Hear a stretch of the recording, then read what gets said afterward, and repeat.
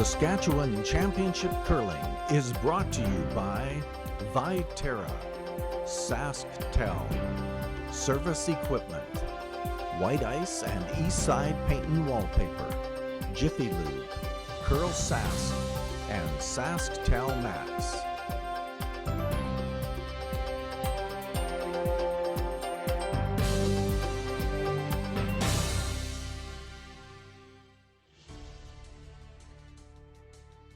Hello everyone, and welcome back to CurlSask.ca's continuing live coverage from the 2018 Viterra Scotties Provincial Women Curling Championship.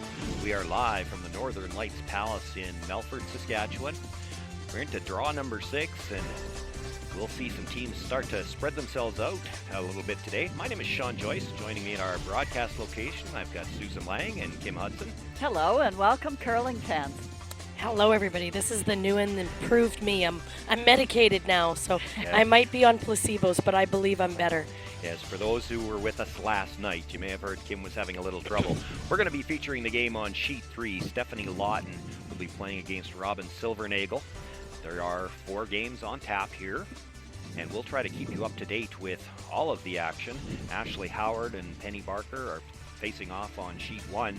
On Sheet 2, it'll be Chantel Eberly against the team Nancy Martin, being skipped by Taryn Schachtel. And on Sheet 4, it's Penny Barker playing against Candace Chisholm. Stephanie Lott's not going to be asked to play on 2 sheets at the same time. Then we'll take a quick look at the standings. Robin Silvernagel, Stephanie Lawton facing off in this feature game, both sitting at 3 wins and a chance to move into perhaps a tie at least for first place, depending on what happens with the Eberly game. And you can see everybody is a little bit bunched together. There's still 5 teams sitting at 2 wins. Amber Holland at the bottom of the pack, still 1-3, but still 4 games left to play for her. Yeah, it's a very tight field. No separation top or bottom just yet. Well, I think we had talked about that at the very start of draw 1. This is one of the most evenly matched fields that we have seen at a Scotties for quite some time. There's certainly no sort of clear outstanding favorite that anybody's identified here, and nobody's certainly spread too far apart in talent from top to bottom, teams 1 to 9 here. So it's been an exciting first 5 draws, and the curlers have all lived up to their billing here, and we've seen some amazing curling. It's been lots of fun. And it's only going to get better as we get closer to the weekend. More and more exciting. Underway. Did not see the first call, and that's not uncommon. A lot of times these teams know what they're going to play before the end starts. Skip just puts the broom down.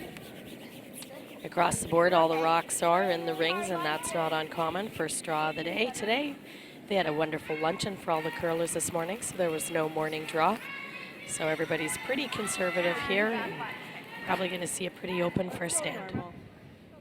Cara Tivano with that first stone listed as North Battleford Curling Club, but I think that's just because it's sort of like the geographical center for where all of these girls live. This is certainly our most spread out team and the greatest challenges for practices and everything. We have residents of Meadow Lake, and Bigger, Regina, Prince Albert. So they throw the dart, and in comes North Battleford, and off they go. Tremendous challenges to pull a team like this together. You know what, and that's really changed over the years. There certainly was a time when your teams all played out of the same place or the same club, and nowadays not even provincial, but nationally you have curlers curling from all over the place getting together and forming teams. Well, as we see, we have Carly Howard in from Ontario as one of the permitted out-of-province players that's now allowed on the Curling Canada rules. One of the things you would have seen back in those days, though, Kim, as well, when everybody was curling together. They played in league play together, sometimes 2-3 games a week, plus you go play on the weekends, and those schedules would add up to 100, 150 games played in the winter. And we were looking earlier at some of the totals that some of these teams have played coming in, and some of them have played less than 30 games together as a team this year. A lot of them have. A lot more focus on the training and the practice time to prepare for these events. It used to be all play as many games as you could. Yeah. It's really going. It's really moving. Well, also back in those olden days, you just couldn't even have the luxury of one club game. You had to play 2 if you curled clubs, if you curled Tuesday, you curled Thursday. That was the only way you could get in. So many factors have changed over the, I'll say, decades. You had to bring your own rocks to those games too, didn't you, Susan? A little frosty today. Yeah. I should have known that. Oh, we hear a little coughing out of Kim. She did have, as we were talking about, had a little bit of a rough day yesterday. Wasn't feeling that well. Did manage to get a hold of a doctor and had some consultation today. And as I understand it, the doctor had told her that if they just let it run its course, it was going to take 3 days for her to feel better. So they've given her a prescription, and she's feeling a little better already and expects to be 100% within 72 hours. I think I'm even going to be able to go to the patch tonight. Okay. Christine Gertzen in the hack. Interesting dynamic. Most curlers will know that Christina used to play with Robin. I don't know how many times they've played against each other now this year. Yes, not only do we know that they used to play together, we used to be able to find the moms, Anita and Brendan, sitting together in the stands. And I wonder if they're sitting together in the stands tonight, or if there's the rivalry means they have to sit on opposite sides of the building. I don't know that, but I know last year in Malville they walked together all the time around the arena, and when I came in just now they were walking together. I don't know if they're sitting together, but I mean, we all know too that they're teammates. They play together on Sherry Anderson's seniors team that's off to the Worlds. So we're actually teammates with the two daughters at a provincial Scotties. 9-5! 9-5! Oh, Susan, you remember what year it was? We were in Assiniboia, I believe, when they were playing together. That would have been 14, 15. 15. 15. Dana DeMers with a hit and a roll out here. Dana, though, longtime teammate here with Robin. She's our Meadow Lake person. I would try it and see, actually. Yeah, do it. Try it. Yeah.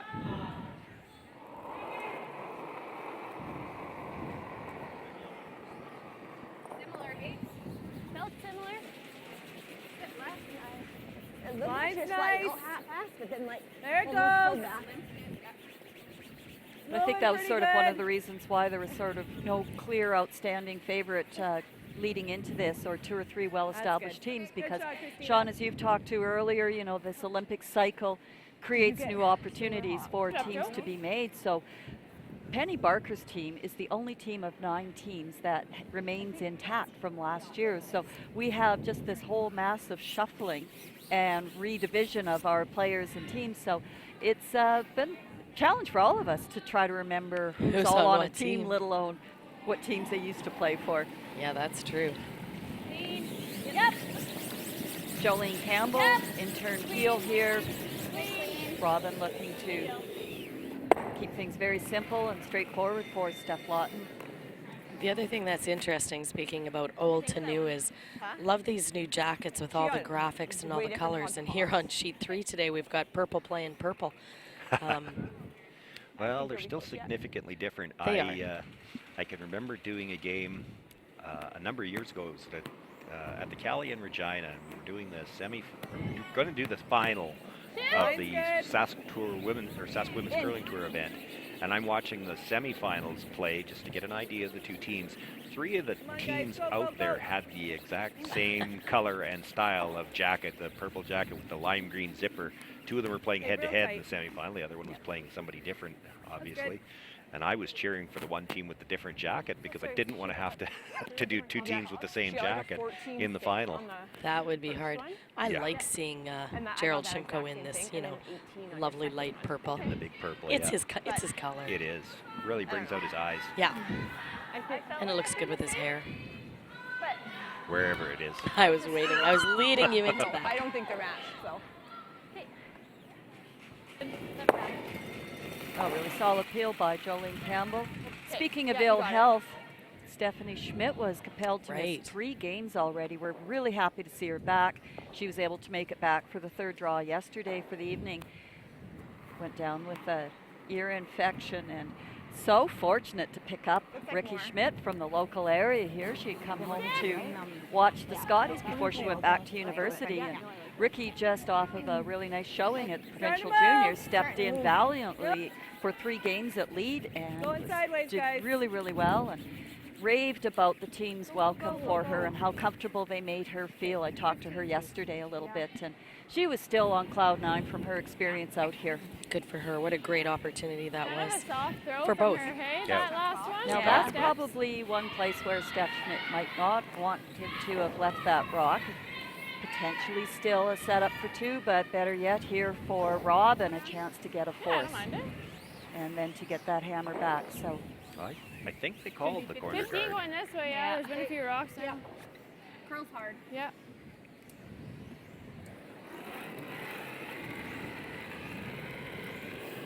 It's there right now. Yeah. Right now. Back eight! Room, wall, then. Line all the way for right now! T-line! Easy! Just T! No, not T-line. Just top 8. Line's good! Weight's good. Gotta curl! No, line's fine. Gotta go! Gotta go. Line's fine! Yep. Line's good. Go get separation. Hard. There's a very nice shot. Good. Good one, Rock. Good sweep, guys. Great communication on that shot to get it by, and importantly to keep sweeping, not so much for line, but you heard one of the curlers say we need separation. We know how well Stephanie Lawton can do these run backs, especially on their patented out turn throw here. So 6 feet probably there to make this, make it perfectly. She hits or some less. sticks buried. Yeah, it's not a Yeah. long one by any means, and you're exactly right, Susan. If she can actually stuff this and keep it in behind, now it's 2 reds. It's a red onto a red. Yep. She's still got a chance for 2 here. Okay, let's go. Yeah, you got it. Straight up.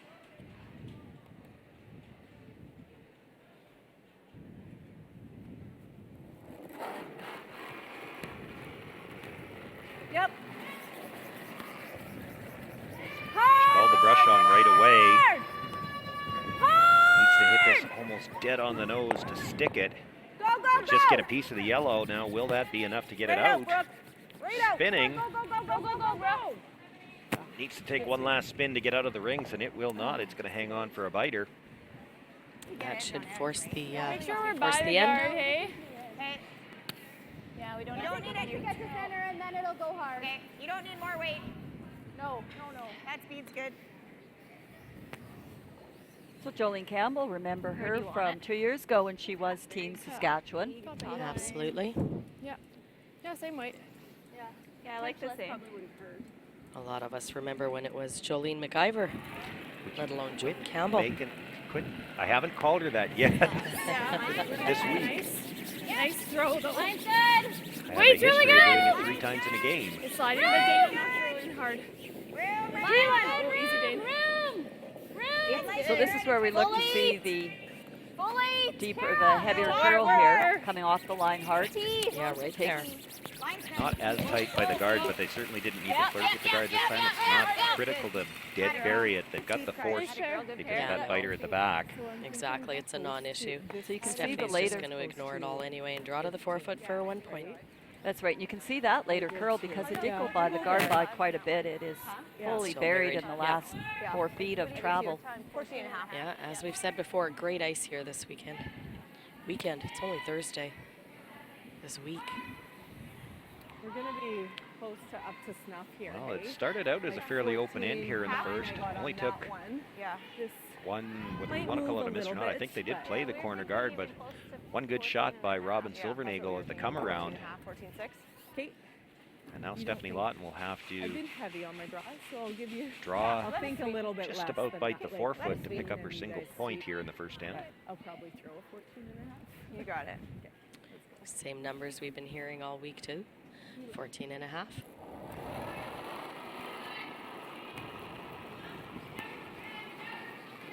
Got room right now. Line's Great, good. Rushers will make a quick judgment call, and they seem to be just cleaning, so they must feel the weight's Very close. nice. Just the weight. Still looks to be Line's gliding a good. bit. Running. Still running. This rock's going to need to slow down. Robin Silvernagle ready at the tee line. How far back is this going to Oh, slide? good sweep, Judge. If they would have put 2 brooms on that, it's in for second shot. Stops just in time. Stephanie Lawton will pick up Good a shot. single point here in the first end.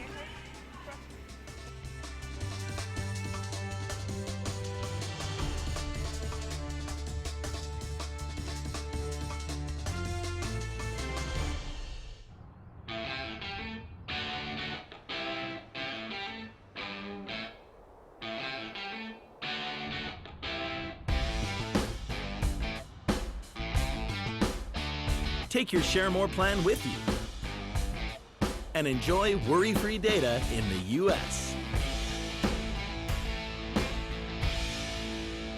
The all-new Share More Canada and U.S. plan, now available from SaskTel.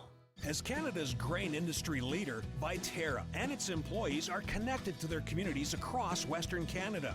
Through its community investment program, Viterra supports a wide variety of causes and initiatives, including those focused on sports and recreation that encourage teamwork, integrity, and high performance. These same values guide Viterra's employees when providing farm customers with trusted advice and quality service.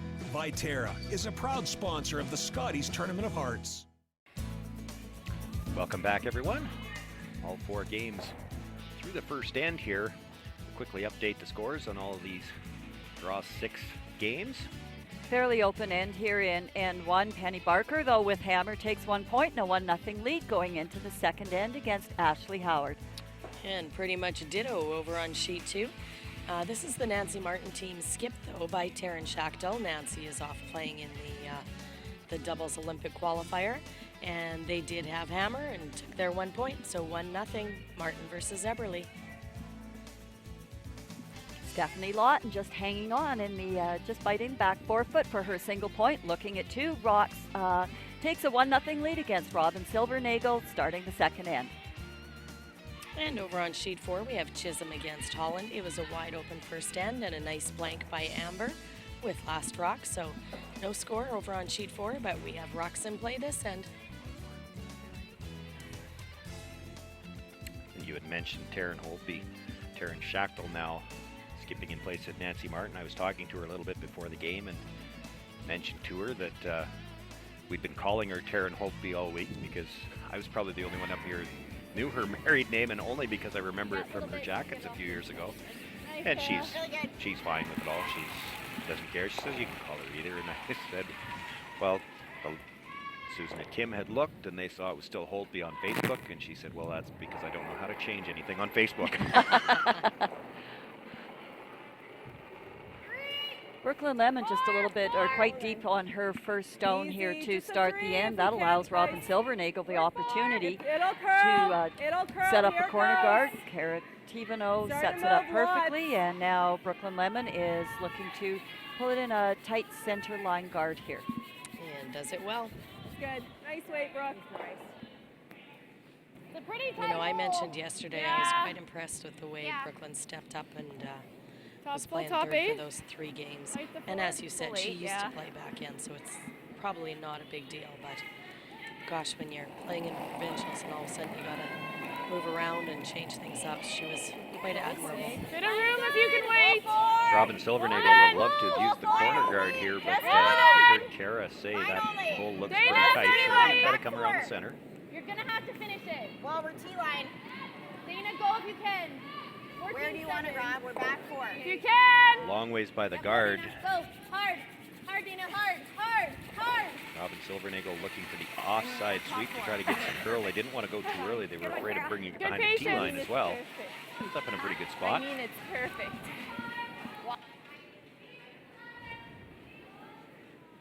So Christina Gertzen looking to follow this down. These are some very tough shots because you just cannot afford to bounce off of this rock chip open to the open. Gives a huge advantage back to your opposition. So these are very precise shots that you can be maybe a foot short, but you certainly can't be that foot heavy. Exactly. And this is our 4th look now at sheet 3, and this has been the turn that curls a little bit less. Like that. So they had to wait for the break on that. Of course, being a little bit strong doesn't help. Worked out not terrible in that she's able to come around that stone, sits for second shot at the back of the forefoot. That certainly shrinks the rings for Robin Silvernagel. We come on top of ours. I think that's the only thing we can. Yeah. So like top 4? Yeah. Even if you're top 8, right? Yeah. Like, let us keep it there. Yeah. It's nice here. Like 15. Yeah. So Dana DeMers last year curled 3rd on this team and has accepted a new role here at second. Certainly has all the shots. It's just different, when you're used to be engaged in the house now to go back to the front end, but when you've got that house experience at the front end, I always feel that that's another big advantage when your front end can see the skip or see the game as the skip and third does. Yeah. Yep. Back 4. Yeah, we're by it. We're past it. Yep. Whoa, you're by. Yep. Whoa. Yep. And back-to-back shots now, one for each team, where we see a little bit stronger than what they had in mind, and that line takes forever to come. I still don't mind to that She ends up coming to the either. back one. You don't mind that? Yeah, it worked out Robin okay, Silvernagle plan sits B. two. Here too. So I'm throwing top 4. I like this the best, but this is okay. So I'm throwing top 4, right? Yeah. And then we'll sweep. Like, okay, top 4. Throw top 4.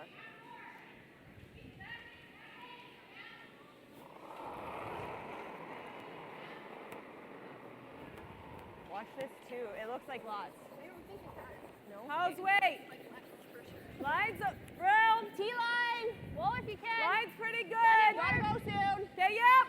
Wanna go Starting to go. Line will come, go. Where are we? Top 1. Top 4. Go to this one, go. Okay. It came down a little quicker than what they expected. Yeah, well, and that one, even with that little bit less weight, In here, that's okay. Like that. still held out for a long time. They had to wait for the line before they dared sweep it, and then didn't have the legs to get there. Should run even similar. If you're here. Yeah. Yeah, I think it'll be fine here. Probably similar. Yeah. Do you like that? Same, 2 feet less, maybe. I can like. You know, we're into draw 6. Yeah, They should be you tracking the sheets and tracking the rocks, and we all know that they're not always matched exactly, but at this point you should have a pretty good handle on which rocks are which. To an extent, it depends whether or not you've had this set on this particular sheet. We keep looking at the same sheet, but they've played on all 4 already, probably. That's true, but that's where your coaches, or your fifths in this case, just your coaches should be keeping a good eye on the number of the rocks and looking across the sheets to see what other teams are doing with them as well. You will certainly see at times coaches, even with binoculars, just from behind the scoreboard, trying to see what order the other teams are throwing them in and other sheets. This is fine. You can skinny too. So Steph explaining needs some good contact on this red. 2 options here. Just trying to catch it up on the high side, on the broom side there. Trying for the skinny double, but if it jams straight in onto the shot rock, second shot, can't quite tell, but if it slams into that top 4-foot rock, she'll be happy with that one also. Whoa, whoa, whoa. This is not curling at all with that bigger weight. Good. And it's just to jam it straight onto the yellow at the top of the 4-foot. Sits for second shot right there.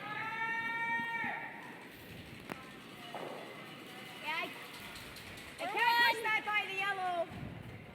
There's no room. Stephanie Schmidt that? showing I can't push no the red one anywhere wear and except tear for there onto our from yellow. bouncing back from that illness, so that was And tremendous the weight. guard. She can really throw it. Come look quick. Yes, yeah. Jolene's saying she can't run it anywhere but onto the yellow, meaning the yellow at the back, but there's lots of room to do that because the 2 at the front, the red, yellow, are even. I think she was thinking she has to hit the red on the nose. She could kind of hit them in the Just off middle. nose, and then our shooter, then we can make a nose hit on it after. Yeah. Do a little push. Yeah. As long as we don't leave it double. Yeah. Right. There's almost not. Try to leave us a double back. We know the guard.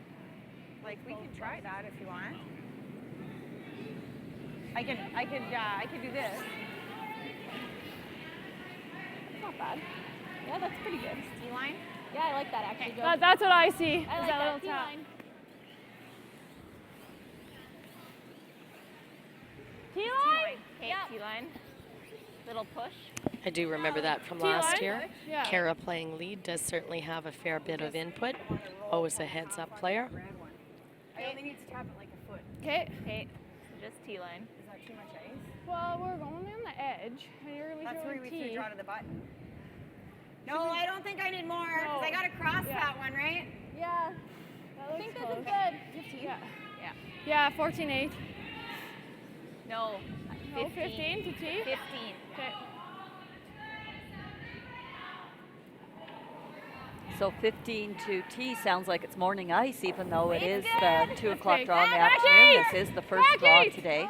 Yep. Whoa, you're way out there. Last night on this Back sheet, out. we were hearing Whoa. just about even 14, Becky, 14 and a back half, out. meaning it was about This 3 corner 4 is feet through, heavier it's for through. this same draw last night. Yeah. Sweepers indicating this has got a lot of weight. The line held out on them. They were trying to cross that and just tap it a few inches. They tap it into the back of the forefoot. It is sitting 2 right now, but it is also behind the tee line. Do we try that? Or else we do this?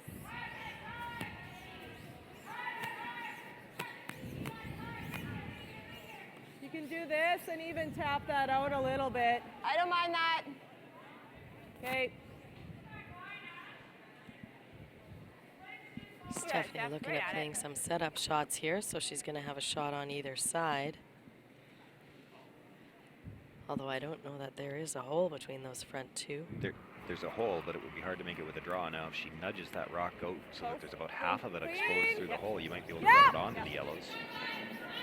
Hard! Hard, hard, hard. Hard! Of course, this has been the side that curls a little bit more, and that curls up and gets a nose hit. We should be able to tap that red on the nose, can't we?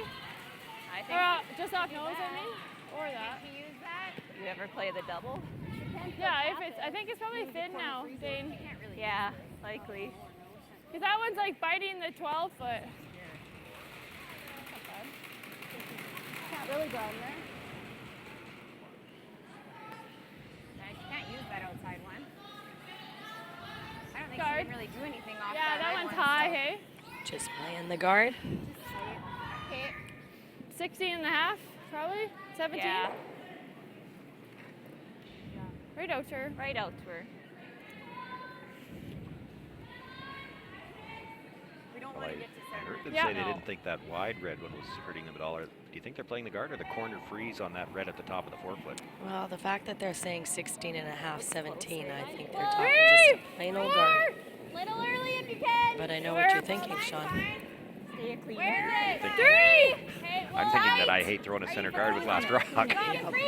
Yeah, you've said that for years and years and years. That's not we're a new there. statement. We're there. Let's do it. I need to go. But the corner freeze would be a great shot. You'd give yourself a way to get that red out. Yes, sorry. You can sweep that's that where right it's to gonna frozen, be. and that's what they've got. That red stone.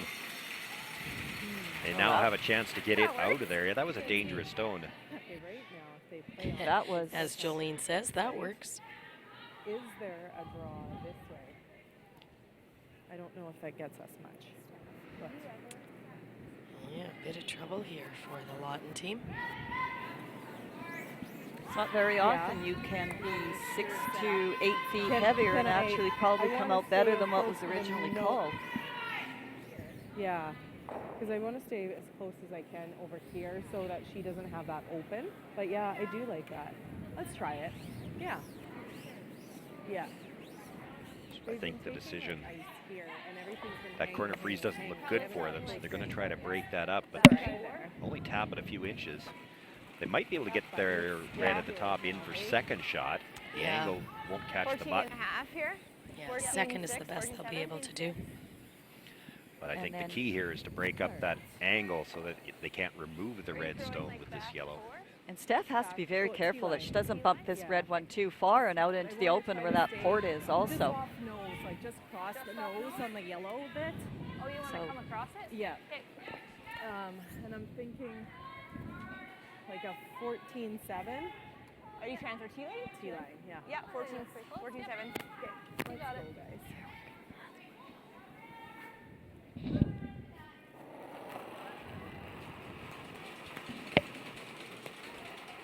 T line! Okay, a little bit for line. Okay, Hard line. maybe just inside the path there a little bit early. Oh, it is curling hard. She's working hard to get it past the guard, It's coming. the center down. guard. Hard. Hard. Weight's coming down. Okay. You needed more weight than that. Oh, Okay. good sweep, you guys. It just came down a bit. Right on Yeah, the they nose. just needed a little more weight. Line was actually okay. We've got our two locked in. That's the Yeah. thing, right? And while it did break those 2 stones up, not enough. There's still room to drive that yellow onto the red. In fact, now it might actually be third shot if she makes it. Basically, or that yellow will stay right They there. just don't want to open up a path gonna hit it and for stay. Stephanie to get in, though. I think if you hit it thin enough. Yeah. Or else you could go nose and leave your shooter there as well. Right. I like that a bit better. Exactly. I don't like super big weight here. No. Make sure our stuff stays around. Like just tap. Yeah, I don't mind Whatever it you in the nose. Just a minor comment. We know that Jolene has done plenty of skipping and plenty of back Just be end. and conscious of where there our seems to be a shooter's lot of gonna be. conversations happening. We can play it into the other one. All the other Yeah, shoots just are don't wanna well leave those into the back third yellows end. open. Although I don't think they've had time clock issues, but Nose or like quarter? Half? certainly a lot of talk. Okay, let's go. So Just talking a about a 10. quarter rock, Nice looks like here. they're going to try to hit it thin and stick it on there. They talked about 2 options. They could nose hit, leave the shooter there to block the hole, but 10. if they want to try to get third shot out of this, they have to try to stick the raised stone right there. Whoa, whoa. Whoa. Yes. Makes the hit, spins it in, and actually might be sitting 4. Looking at the overhead, I believe they are. And you know what? I don't know what you could possibly run in there. No, this is all about minimizing damage right You about know, now. the shot that I think is there, because it does curl more from right to left as we look at it here. Take one more look at this shot. It was critical to hit that first one very thin. We were talking about it. The fact that she didn't want to spin it back out in the open, leave a port, so she had to hit it thin enough to make sure it stuck right there on the red. And that actually got her a little bonus. She came off the back end of the other red stone and squirted into the 4-foot. For Stephanie Lawton, she could play a double and give up a shot for 3. Yeah. The double's not easy because it's a very thin tick on the first one. The amount of curl that's there, and Brooklyn Lemon is looking at it now, there is room on that in-turn to come through the port and tap the red up. But have they seen that spot yet in this game to know where to put the broom? That's Yeah, what I'm not Brooklyn sure just that they indicated. She doesn't know how much it's going to curl there. It's a skinny. I think it's in-turn there tap-up. from what we've seen of this sheet, but you're in the second end. Do you know where You to don't put the wanna broom give in the up second 5. end? Yeah. Well, I don't think you're giving up 5. I don't see how she gets into the 4-foot for another point, but Well, not if you open it up on that side. Unless you get it welded in there, they're just going to run it anyways. to Yeah, get it out of okay. there. Okay, just trying to make things move then. Heel. Play to almost miss this. I need a hit there. Yeah. Pretty much needs to hit it as thinly as what Robin Silvernagel did. or less. Yeah. And you're still going to spin your shooter away. She's going to have a chance to draw for 3. Yeah. Play to almost Which miss right that about top now in there. doesn't sound too bad if Yeah, you can that's make exactly the doubles. right. Edge.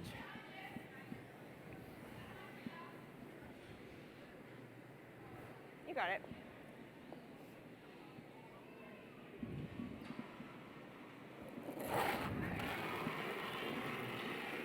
Yep. Yes! Whoa! Whoa! Whoa! Nicely done. Makes the double. Shooter does spin away. And it will be a draw. They're taking their time Robin coming into Silvernagle the try to middle get here, 3. hey? Like, Yeah, look up a latte. And already Yeah. in the second end, throwing a possible game saver shot there. Yeah. Yeah. So let us know if it starts moving. You just tell yourself, well, we didn't have a great end. We've got hammer, and we're only down 2 Yeah, points. nice. That's right. Regroup. Held them to 3. Held him to 3, exactly. Regroup. And she Carry still, on. still has to make the shot. I think You it's could hear on. the front end chatting a little bit. They want to make sure that they're Hey, you're okay. wait for this to start to curl. She's got backing, but if you throw to the backing end, I like those. it doesn't catch the curl. We've seen a few rocks go straight here. You can clean it. You're too This one looks like it's curling though. You can clean it. You can clean it. Little tap. Atta girl. Fine. Atta girl.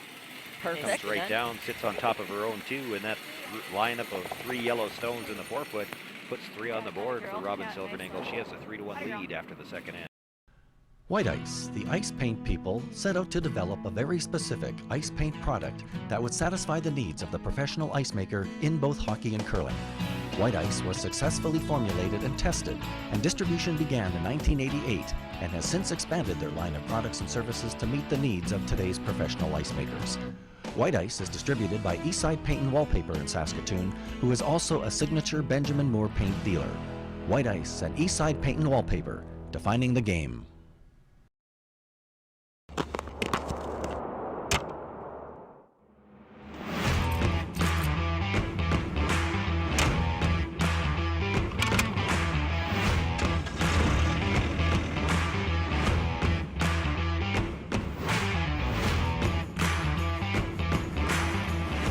Introducing the all-new heated cab for the John Deere 1R tractor.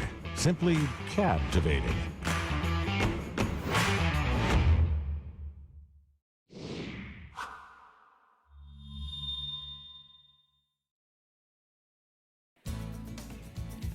Welcome back, everyone. Quickly update all of the scores here. A couple of the games already through three ends.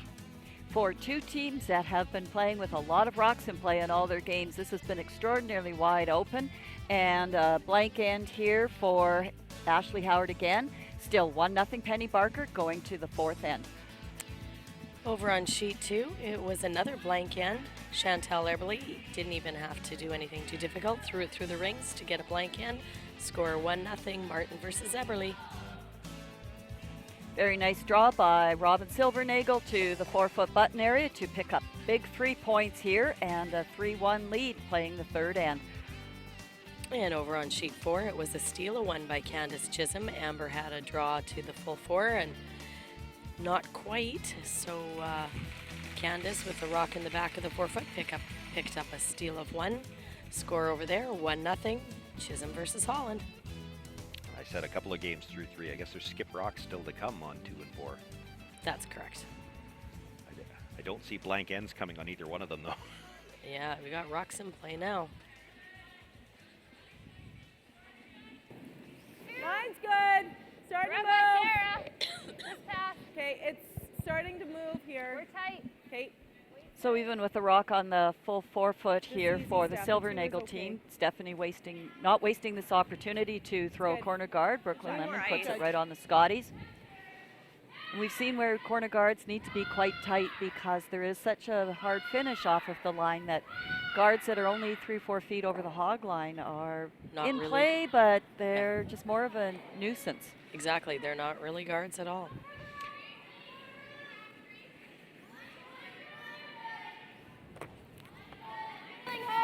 Kara Tevino being asked to bring another stone into the top of the 8-foot here. Really hard. Hard, guys. They're on this right out of her hand. It might come up short of the rings, but if it's guard shot rock, that's not a bad result. And a very nice shot block, too. Just watch it. See through way left. You want to go here? Way left. Yeah.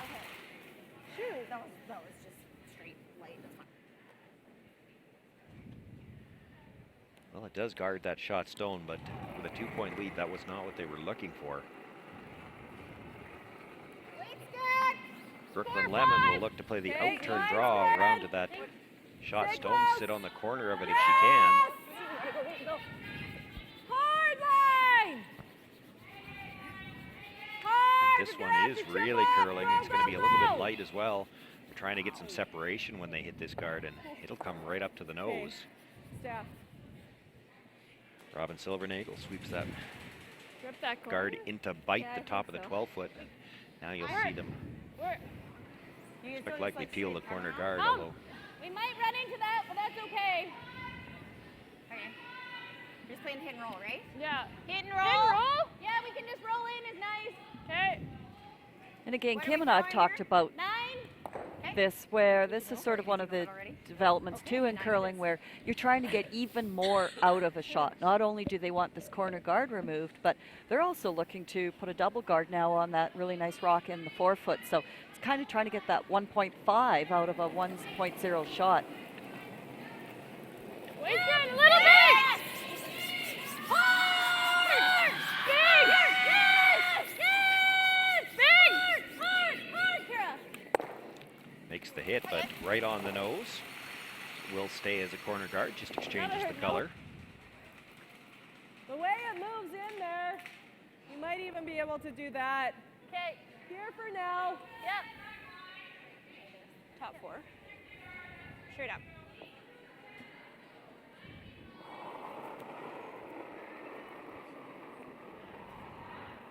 I've just got my eye over on sheet 4. I see Top 4. Amber's Stay got a close routine to draw line. against 5, Line size right now. Stay close. which she Top just 4. nailed. Go, Sil. 1 point for the Okay, Holland team. Turn to go. She had one of those last night also room. and made it. So she's getting very used to that. That word is That's coming what into it's- play. Well, that's what it means. It's We're rubbing. routine. Yeah. Oh, and just Ooh, a a little little bit of a deep. miscue on the Yeah. sweep call, although it was going to be deep anyway, but rubbing that yellow stone, it deep and open. Well, and that's where they got in trouble the last end. You know, they couldn't find that top 4 foot. They kept finding the back 4 foot, and Silvernagel's team found that front 4 foot. They're never Yep. going over there. It's huge.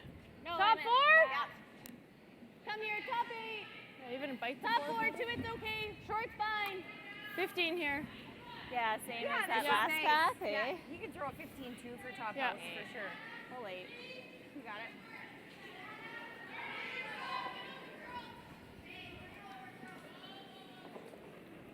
Dana Demir's being asked to play the come around again into that top 4 foot area.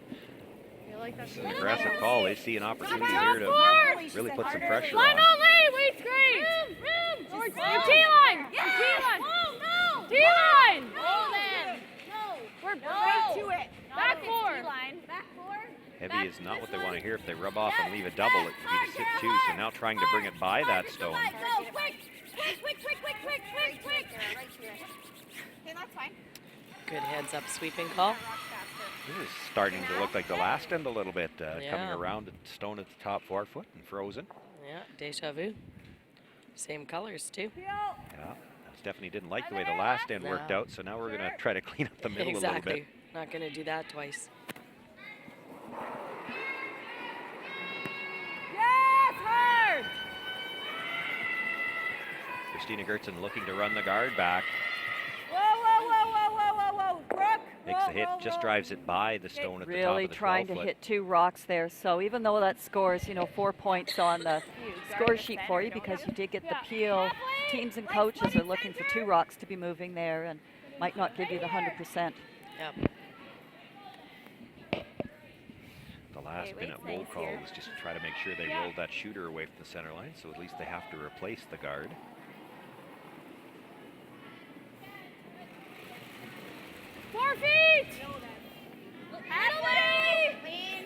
And with that 4 rock rule, those double peel skill sets really had to be improved over the years. And then next year we moved to the 5 rock rule. Everybody's got to be a double peel expert. Well, for sure. Many years ago, it was always sort of a bit of a weapon to have someone who could throw the big weight. Well, now it's just an automatic. Everybody in your team just needs to be able to throw it.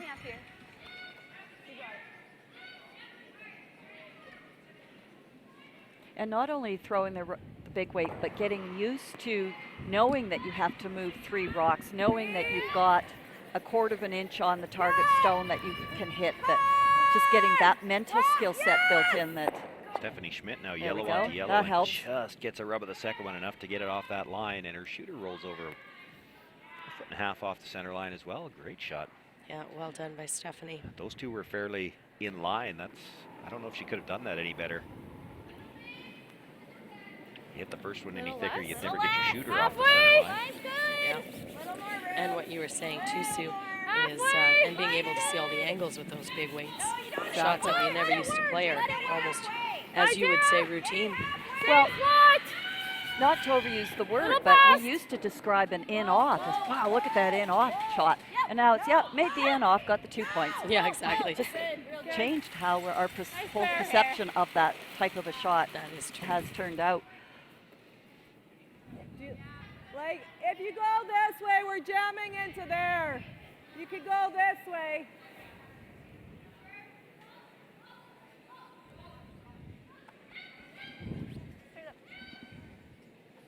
Now looking to drive the guard back and clip the stone at the top of the 4 foot if they can.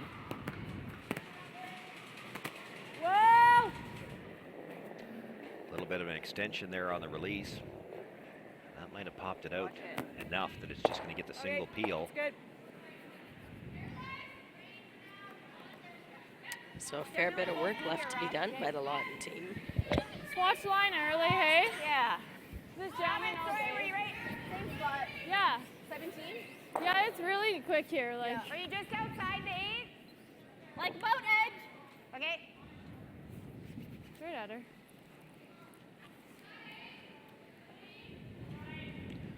Robin Silvernagel now a chance to play a center guard as a skip. That's something that you don't usually get to do. And if you're throwing guards as a skip, that's usually a sign it's a pretty good end. Yeah, it's a good sign. Line's good. Broom down.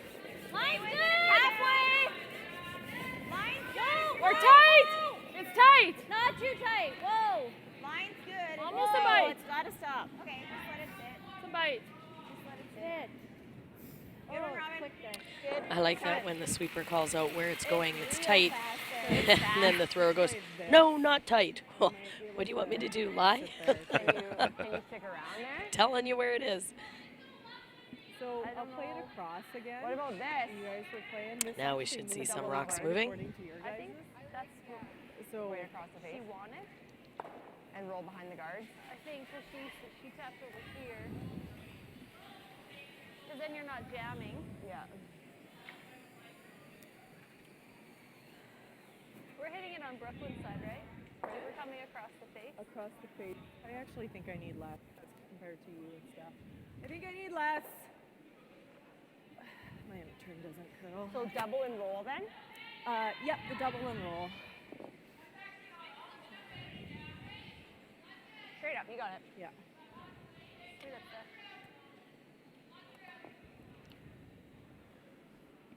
The double they're talking about is the straight back double, but if she makes it, there's a chance actually her shooter will come across and take that red out of the corner of the 12 foot as well. The only reason that might matter is it could leave her sitting second and third. She noses it though, and that will drive the red out the back. It is Silvernagel sitting at least two, and it might be three. I think it's three. Didn't move a bit for me, did it? Well, yeah. It can be out here, right? Leave that run for one, okay? Run double for one. That's enough for sure. And no way in on the in Like, turn. we can leave a rock, right? Because middle. So Robin's got a lot of options here to put Stephanie Lawton in a lot of trouble for her last shot. Yeah, sure She does. corner freezes that top 12 one even. Yeah, she She could could tuck tuck in in behind behind us, us, but but might as well come on in and sit forward. Yeah, that option is there. Right out her.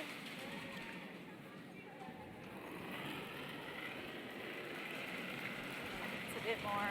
Really? I thought it was We're less. out farther. 3, 4. Yes. 3. Yes. Yes. Tight. Hard. Just 4 tight. feet. Hard. Keep going. Andre Tara. No, just let it sit. Unless you can rub this. No, Whoa, no, just leave it. You can't. Just let it sit. Whoa, Dana. That's fine. That's good. Pretty good guard. I think they were trying to take away the drop path, and it certainly made her go very wide to get around that stone. For sure. Something to navigate. So it's, Yeah. I still think I think right here, Steph 14 and a half should to be get there close. here, eh? It's a pretty good outcome for Robin, but considering all of the options that she did have on that shot, I think this is probably the one that gives Stephanie Lawton the best chance to get out of trouble here. It's still a tough shot going out wide here, but she has room to try to catch the side of that button. Will it curl in there? I don't know if it will curl in that much out here. It might not. Like, you just threw the run, the double run. Yeah. What do you think? I'd rather draw. Okay, perfect. There you go. Yeah. I do see Brooklyn's point. think you You throw- just like, threw I the think run, just you can clean it throw it up. again. I guess. And from what we've 'Cause seen on they're sheet sitting three, anyway, right? Yeah. And this is the turn that should curl. And it's the same shot. And I can I believe guarantee the I know shot what is shot. there. Yeah, and Yeah. but you see, Brooklyn would call that shot. So that's always interesting too. You know, good perception in the sense she phrased it as you just threw it. We've thrown there I like just 4 have to times. cross. But these are Brooklyn's I favorite just have to shots also cross when she was slightly throwing and last rock. And like they're sitting 3 right now anyway, so yeah, I don't mind it. So where did I have ice less? A little less. I just think Yeah, we're giving I up. think it We're was giving less. up a steal for sure. She's not going to curl in that much.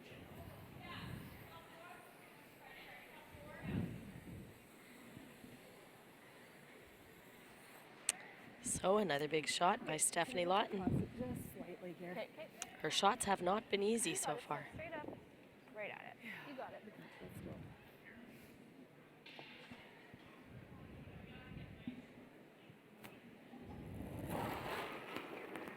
Stephanie Lawton with her final stone here in the third end, already down by 2. Needs to make a run back double to try to pick up a single point here. Oh, this is curling off the line on her. Makes the hit, comes back, catches just the 1 stone, and the raise stone will roll out. It's going to be a steal of 2, and Robin Silvernagel will take a 5-1 advantage into the fourth end.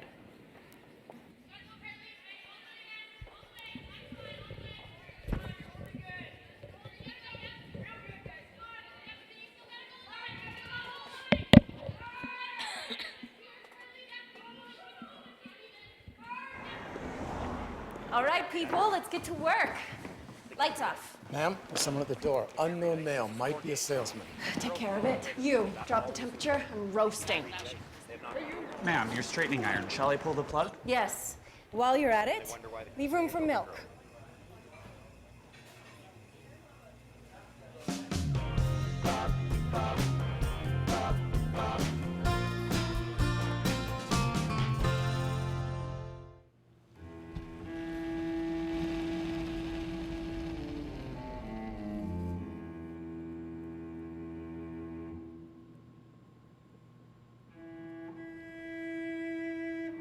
Totally my first time. I'm very excited. Don't worry, we're gonna have a great time. We're gonna throw around, practice, and then we're gonna actually play games. Really? Yeah. Awesome.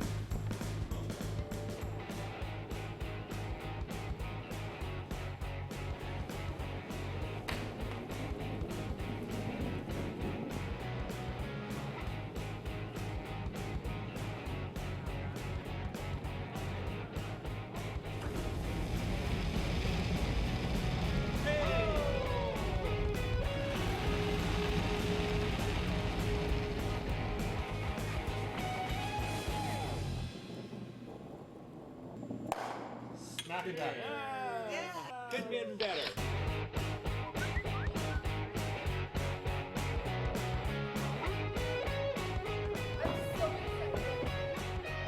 Want to try it and have some fun? Hurry hard to your local curling center or visit CurlSask.ca to find a curling center near you. Welcome back, everyone. We'll quickly update all of the scores here in draw 6. Susan? Ashley Howard just getting ready to throw her final rock in the fourth end here. She is sitting 1 in the back, or the top 8 foot, needs full 8 foot to count a a second point. We'll keep you informed on how this rock turns out. Over on sheet 2, Chantel Eberly took her 1 point in the third end to tie up the game. And we are down to the last skips rocks here as well. And right now Chantel is sitting 1. Looking at throwing a guard on that, hoping to steal, and again, we'll let you know what happens. 2 rocks left to come in the fourth end. As we saw, Stephanie Lawton giving up another steal here in the third end, trying to run her top 12-foot rock back into 2 yellows. It didn't work out, gave up steal of 2s. Robin Silvernagel up 5-1, playing the fourth end. And over on sheet 4, we saw Amber make her routine draw against 5, gets her 1 point in the third end. Now in the fourth end, again, lots of rocks in play. Candace Chisholm has one pretty solidly guarded, so Amber's got a little work to do yet. 4 rocks actually still to come on sheet 4. Thank you, ladies. And with our feature game, that's the only one where we've seen a couple of big ends. Robin Silvernagel's team playing really well, and Stephanie Lawton's team really only a couple of miscues in the middle of those ends, left them with not a lot of options towards the end. But the other 3 games, when you're seeing, nothing but blank ends and singles on the board, and of course, we looked at the standings before the game. All the teams are grouped quite tightly together. We're pretty evenly matched all the way across the board. We're okay. There's a lot of scoreboard watching going to be going on for at least up here today. Yeah, well, that is true. And like we said, there's nobody undefeated and nobody without a win. It's a pretty tight field. It's going to make these last few draws very interesting. Well, something happened on sheet 1. I can't say what it was, but Penny Barker has managed to come up with a steal of 1 in the fourth. So she now is up 2-0 playing the fifth end against Ashley Howard. Sorry, wasn't Ashley drawing for 2? Yes, I thought so. I don't know if it overkilled it. Yeah, I'm not sure. I think that the Barker stone at the back of the rings was shot rock. It must have been. And the draw came up short.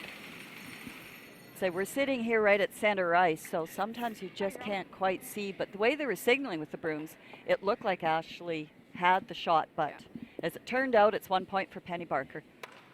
And I didn't lean over quite as far.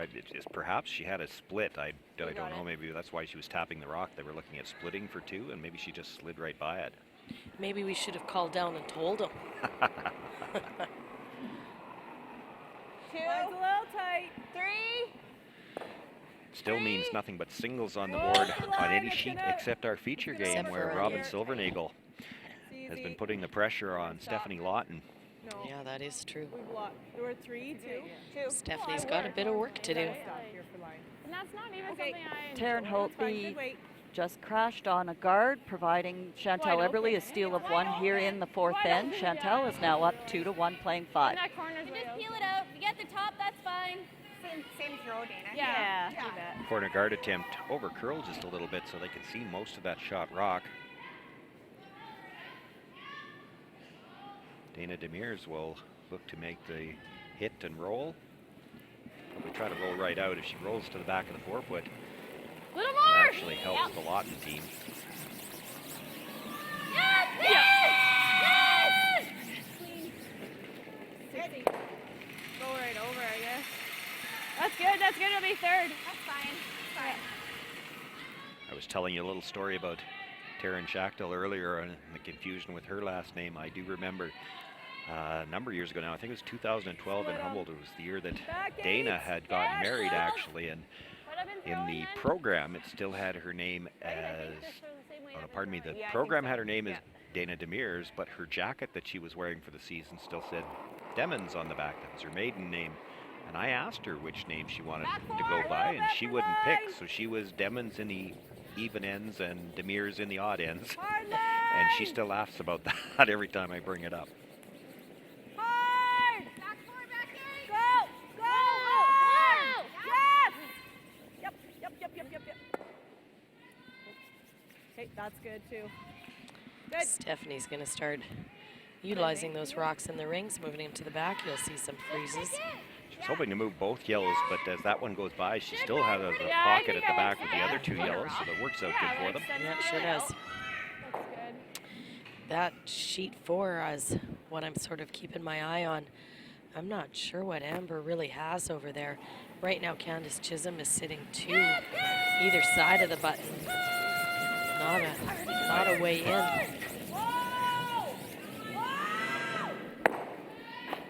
That's good.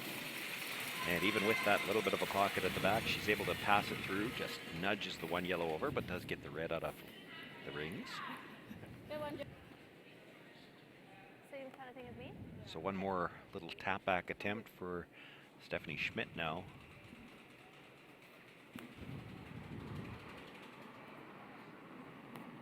Get a 3rd yellow one back there somewhere. You've got a bit of a wall. Yep. Good chance for multiple. Brusher's indicating that the weight's only T-line. They wanted to tap it to the back 8 foot. Okay, easy. Just a little bump. Just a little bump. Oh, okay. We've lost line. We're just Okay. off the side. Okay. Does slide into the back 8 foot, but wide open. Straight up, Joe.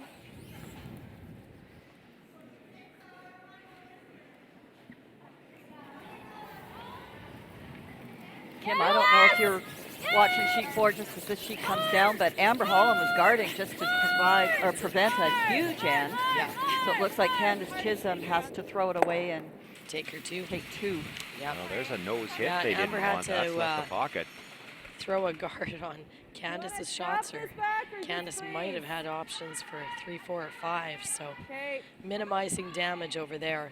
So Chisholm gets 2 points. Score over there will be 3-1. Chisholm over Holland in the 5th end.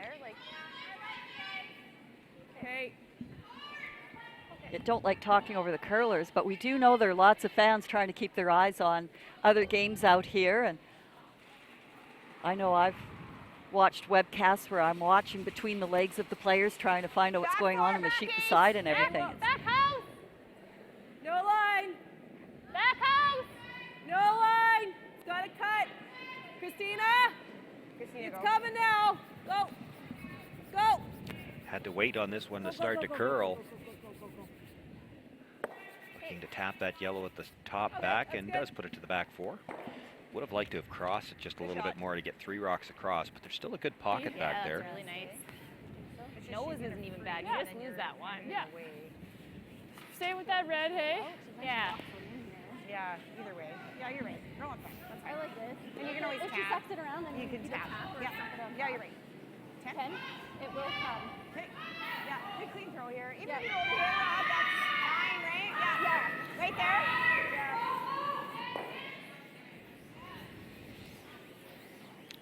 So looking to accomplish a couple of things here. Of course, you want to remove that red stone at the top of the 4 foot. It is a shot rock, but it's in a dangerous spot. And It'll move up. at the same time, hoping to roll the shooter over and make it more difficult to get to that pocket. Yeah, that's a pretty nice pocket back there. Will come in handy. Yep. Little big. Whoa, whoa, whoa. Little big. Whoa. Yep. Whoa, whoa, whoa, whoa. Yep, yep. Pistol. Very nicely done. May have left room on the Intern side. Now, they haven't played this turn a lot. I think they would have liked to have rolled that maybe just 3 or 4 more inches. I think 14 and a half or 14.7. 14-7, yeah. Well, for Steph Lawton trying to find a bright side here, this is about the most open shot that she's faced in the 4 ends here. This one should finish in here nice, I think. Well, I think now, if I'm not mistaken, since she's facing 5, we're calling that routine. Is that how that works? Well, it's the first time she's had a building shot. Like, she can actually go on the offensive here with this shot. And this, she's been throwing defensive, stay out of trouble shots pretty much since minute 1, you know, starting with that force in the first end. Well, if she could get this corner frozen on that stone at the back of the 4 foot, there's absolutely no way to get this one out. You'd need about 2, well, maybe even 3 shots to get it out. Gotta go! I thought you were going to say sticks of dynamite, but You might need 2 sticks of dynamite to help as well. Hard line! We're to it! We're to it! Okay, room! Room! Very nice. Comes down, puts that right on the yellow stone, just a hair to the outside, which is where she needs it. If you try to blast that at all, it's just going to go into that other yellow stone. Yeah, the bad news is it's behind the tee line and there's room for 1 more yellow on top of that. Well, there is, but you got to be careful not to leave a squeeze. You freeze on that, and that red's still not going anywhere. So she's got to get awfully close to the nose. Walk it on, guys. Yeah, you bet. Top 4's not terrible either. Like a 14.8 here, I think. 14.8? Yeah. Touch heavier than the other one? Yeah. Just a little, not much. Not much. Okay. yeah, with the 4-point lead, she knows that, you know, if she comes in for solid second shot, that still gives Stephanie a very difficult shot for 2. Really good. Line's good. I think so too. Rushers jumped it right away and thinking maybe they got to go for weight. Line's good. I'll take it. Line's good. Go. Line's great. Just go. Line's Go. great. Get in there. Go. Go. Hard, Dana. Hard. Hard, Dana. Hard. Hard, hard, hard.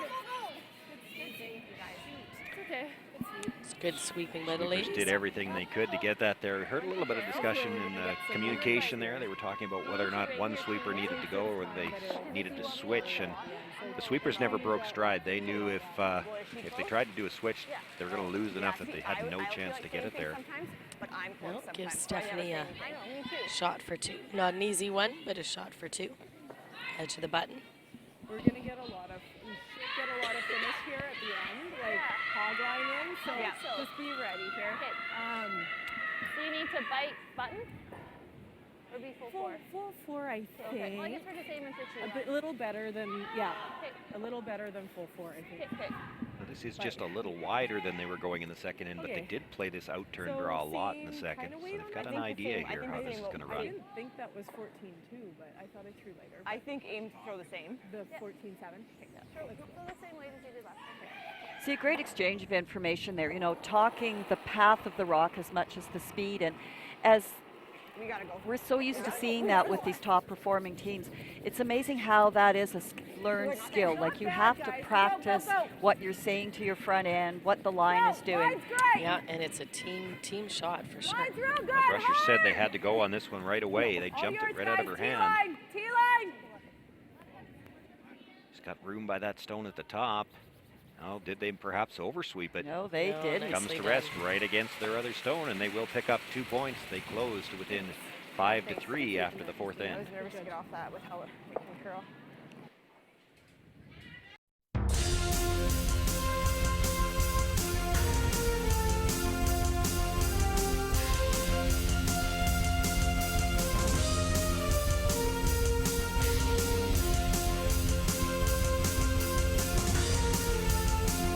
O Canada, glowing hearts, see thee rise. True north, true pride, strong and free, both far and wide. This land is glorious, and it's ours, from sea to shining sea. You're always home on Canada's largest wireless network with no roaming fees. As Canada's grain industry leader, Viterra and its employees are connected to their communities across Western Canada. Through its community investment program, Viterra supports a wide variety of causes and initiatives, including those focused on sports and recreation that encourage teamwork, integrity, and high performance. These same values guide Viterra's employees when providing farm customers with trusted advice and quality service. Viterra is a proud sponsor of the Scotties Tournament of Hearts. Welcome back, everyone. Give you a quick update on all these scores here in draw 6. Susan? With the 2-0 lead here, Penny Barker, there's just down to the final 3 skip stones here. Penny seems in control of the 5th end, sitting one half buried behind center guard here. So we'll keep you tuned in as Ashley Howard finishes up this end. Over on sheet 2, Susan had mentioned that Chantel Eberly stole one in the 4th end. We're down to skip rocks now in the 5th. And Eberly sitting one in the 4-foot. Taryn just a little heavy coming through, so still Eberly sitting one behind a nice center, but 2 rocks left to come. Stephanie Lawton with 2 very precise draws in the 4th end, captures 2 points, stays in the game, but Robin Silvernagel continues to lead at 5-3. And over on sheet 4, it was a little unconventional. We saw Candace Chisholm had a ton of red rocks in play, and Amber actually had to throw a guard, so Candace couldn't even get more. So Chisholm gets 2 in the 4th, and the score is 3-1, playing the 5th end, Chisholm over Holland. Thank you, ladies. I'm not sure how this developed. We missed the first couple of shots. I did see the attempt to come to the corner is the one that slid back, but I'm not sure why the red rock is in the back corner. Or was the red rock hogged it? We've got the spotters over to the side of it. She hogged it, so then the attempt to draw to the corner slides a little deep. Now another guard attempt. Nice weight, Brooke. Yeah.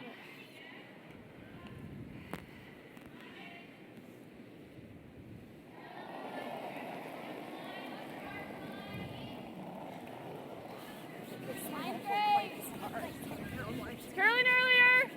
Line's good. So I'll wait to see if Kara makes her shot here, because speaking of aliases and maiden names and everything, Sean, you had said that Kara's husband had said if she makes the shot, you can use the last name Tivano.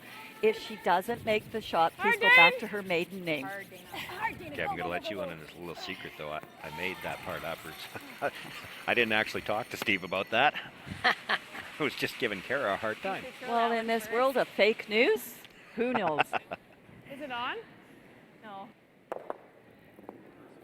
I think this one, or I think 7 will do the same thing as what your 8 which does. one? Which one? 7. Well, we're getting some info on the rocks. We know that Interesting. Stephanie switched up her rocks. And they did play on this sheet in an earlier game. They had the Yellowstones, which we've had a couple of indications, including, I know, Amber Holland's game. They definitely thought the 8 yellow moved more than the 7. Gotta go! You got room. the Okay, first line's time good. we've heard anything about the Reds. Still moving. There it's going. Yep. Line's real hard. nice. It's moving a real hard, Brooke, though. Easy, easy, Whoa, easy. whoa, whoa. It's good. But I'd say if they thought Nice that catch. rock was a cutter, they got it picked out right because she's buried that perfectly. Well played. Which way do you want to go? We just peel it? Yeah, I think so, just so we don't Ooh, jam and on I'm that. watching sheet Where do 2. I have to hit it? Last rock Just thrown straight by peel, Taryn. Dane. Okay. Was playing a double for 2, ends up actually going through a hole with giving Chantal Eberly a steal of 2. So it is 4-1, Chantal Eberly over Nancy Martin. We had mentioned earlier when we were talking about the rocks, the coaches with the binoculars behind the scoreboard and saw there Gerald Shimko. Of course, after the little exchanges to which stone they were going to throw, he's got the binoculars out already, writing down some notes about the other team's rocks. Absolutely.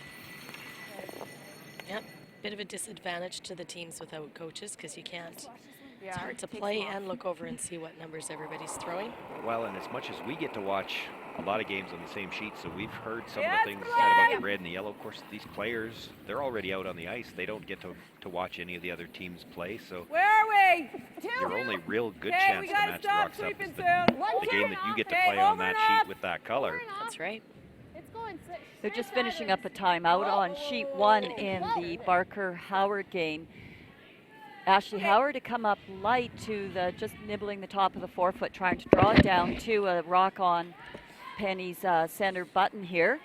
Penny threw the guard on that, and now Ashley Howard is trying to run in Penny's guard onto Ashley's second shot to remove Penny Barker off of the button.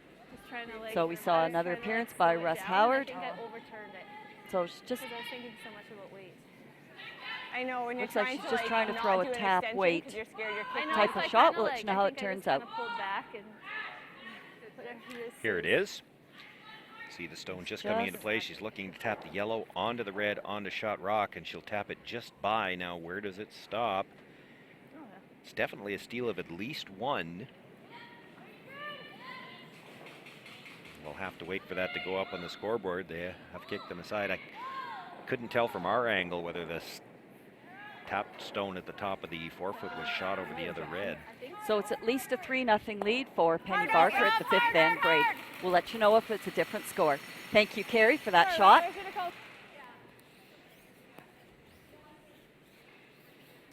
Yeah, that's a lot of ice. Yeah. That's yeah, that's what I had with the guards this way a little bit more. So Yep.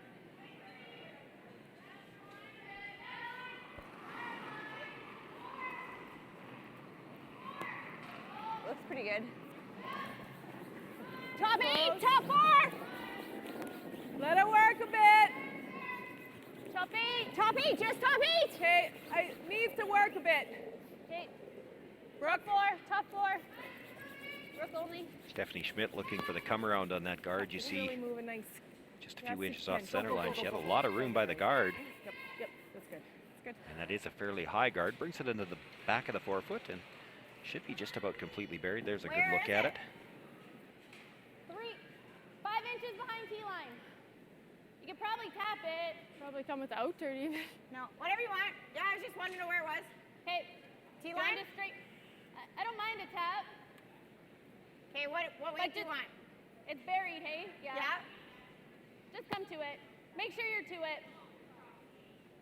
Jolene's a very visual person. We've heard her Yeah, several I don't times like saying how that. she We likes just to get feel- that Yeah, we can look just feel. at shots. Okay. And that's a lot of Sounds it, you good. know, when Let's you're do used to that. standing in the house before you go throw your stones. It's a different perspective now when you've changed from skip to third to have the shot called for you. Clean it. Yep. Clean. Well, you can't always tell from the hack end either. Is that rock actually just on the tee line? Is it behind the tee line? And a shot like that, it makes a difference. Now, in the end, they decided to peel the guard anyway. And that's dictated by the fact that they're already up 2 and have last rock here. But, you know, if that rock's just splitting the tee line, if you're going to play the draw to it, you do probably have to tap it a little bit to make sure you've got shot rock. But I do know when you're building a new team, there are a lot of dynamics and so many things that you have to work through. And that was certainly one of the challenges at the start of the season for the Silver Nagel team was Whoa, really? Jolene kept wanting to come down to see her shots before she threw them. Well, you know, that's fine if you're in a bonspiel without the time clocks on. So their games were taking quite long. So they had to work on this coming into a competition with time clocks because you just can't waste that kind of time sliding up and down the ice. So they've made that adjustment, and we only see Jolene coming in once in a while now. Stephanie Schmidt looking to make the guard after her come around. Slides all the way into the 8-foot, and this will allow Jolene a chance to play the double.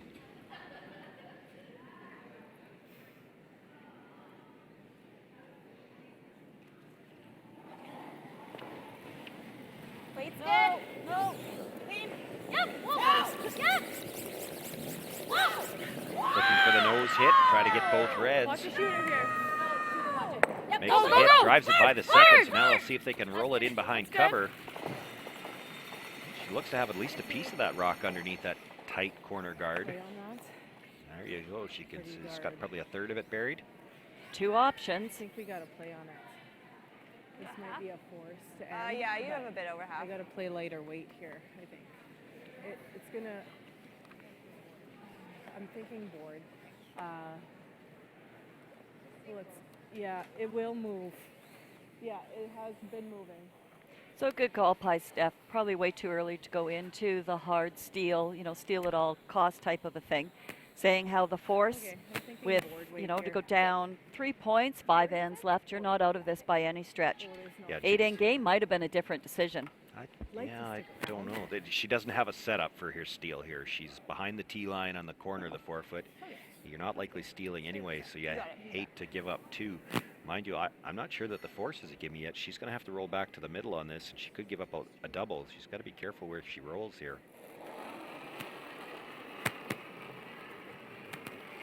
Queen. Firm. Yep. Firm. Queen. Whoa. Whoa. Firm. Whoa. Well, just first of all got to make sure she hits it and then try to stick the shooter somewhere, and this is going to slide right by. Forget about the roll. Now it's a chance. Robin Silvernagel, do you want to hit and roll the same way? Like be sure, but yeah, like, you can't roll behind our yellows. 10? Yep. I don't think it'll come up much. No, we can sweep it, right? Yeah, they can hold a 10 here. I like that. Okay, You got it. Good throw. Yep. Not willing to take the chance of leaving something for Stephanie to corner freeze on, and that's a good call, I think. We're looking to roll to the open side, split these 2 rocks up, and then Stephanie Lawton's going to have a choice to make. She might have to try to make the long cross-house double just to force a blank.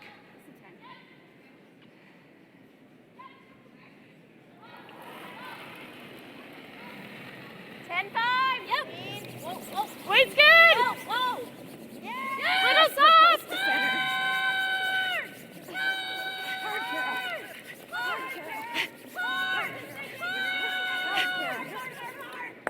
Makes the hit.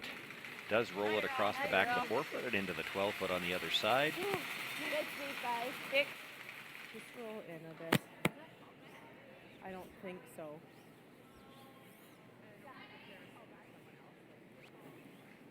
Stephanie Lawton not even going to think about the double, just going to play the hit on the backstone. Try to make sure that her shooter is shot rock, and I guess you hope for a rollout and get the force that way.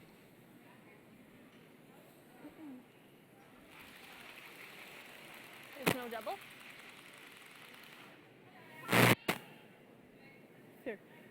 Yeah, I guess we could. Do you want to call a timeout here?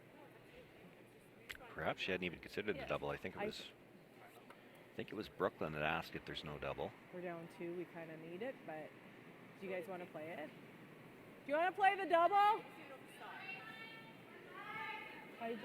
Well, here we go again. Different shot coming out of the hack, and well, but I think this is the right shot. You can't afford to give up another 2 here. There's a couple of actual good outcomes on this. You could make the double, or even if you roll in top of that other yellow, that might be your best chance to take the end away. According to my last.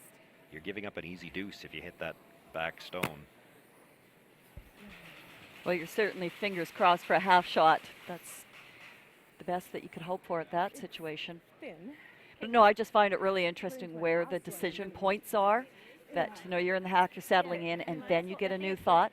But Yes. Stephanie regroups, goes down, recalls it. That was more the topic I was trying to get to there. Is different teams have different processes for changing the skip's call or suggesting a change.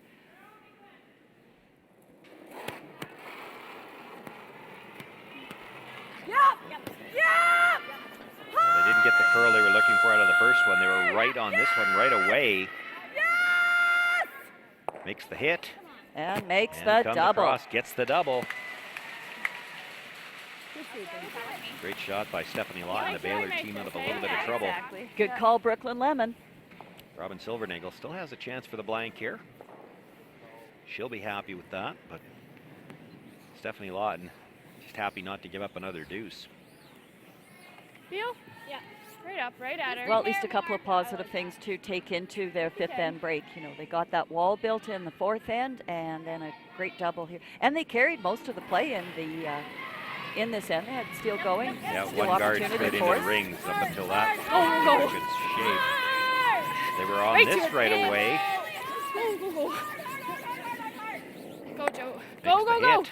Is that going to roll out of the rings? Jolene Campbell right there ready to sweep. Does get it out of the rings, and it is a blank end here in number 5. Saskatchewan Championship Curling is brought to you by Viterra, SaskTel, Service Equipment, White Ice and Eastside Paint and Wallpaper, Jiffy Lube, CurlSask, and SaskTel Mats.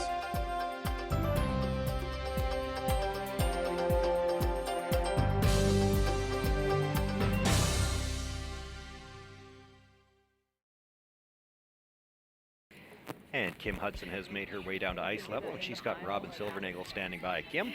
I have Robin right here. Great start to the game, Robin. What were you expecting coming out? Yeah, we knew it was going to be a good game, and we'd have to bring our best, of course. So we're happy with the way it's going. Yeah, absolutely. Yeah. You had the bye last night in a 3-game day. How important was that, and how nice was it? Oh, it was amazing. After curling 2 back-to-back games, it was nice to just hang out with our families and go for supper and then just chill and get to bed early and get some rest. Awesome. Always nice to have that bye in the middle of the week on a 3-game day. Last question. When you guys pick your team jackets at the start of the year and you have the lovely purple and the lime green, do you take into account Gerald Shimko, your coach's physique, when you pick your jackets? Yeah, we think he is a walking billboard, so it's perfect. We noticed. That's awesome. Good luck on the remainder of the weekend. Thank you. When you need to hurry, you can count on Team Jiffy Lube. With fast, warranty-approved service while you wait. Jiffy Lube, your oil change experts.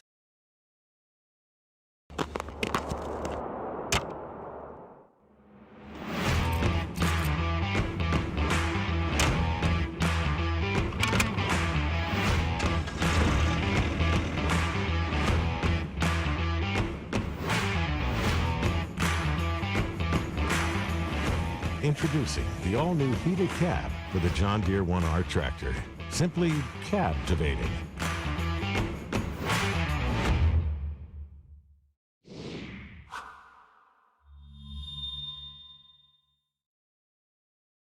As Canada's grain industry leader, Viterra and its employees are connected to their communities across Western Canada.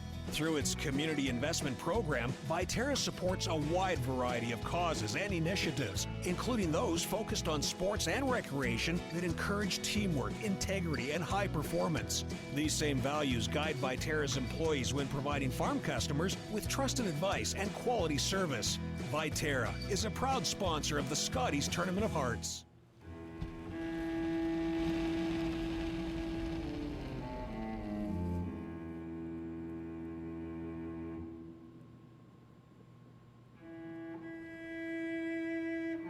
Totally my first time. I'm very excited. Don't worry, we're gonna have a great time. We're gonna throw the rock and practice, and then we're gonna actually play games.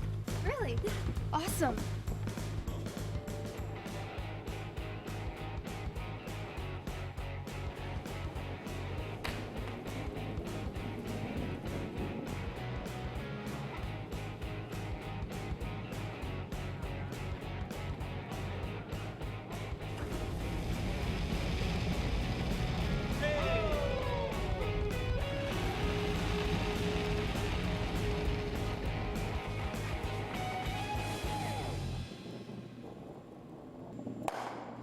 Could be better. Could have been better.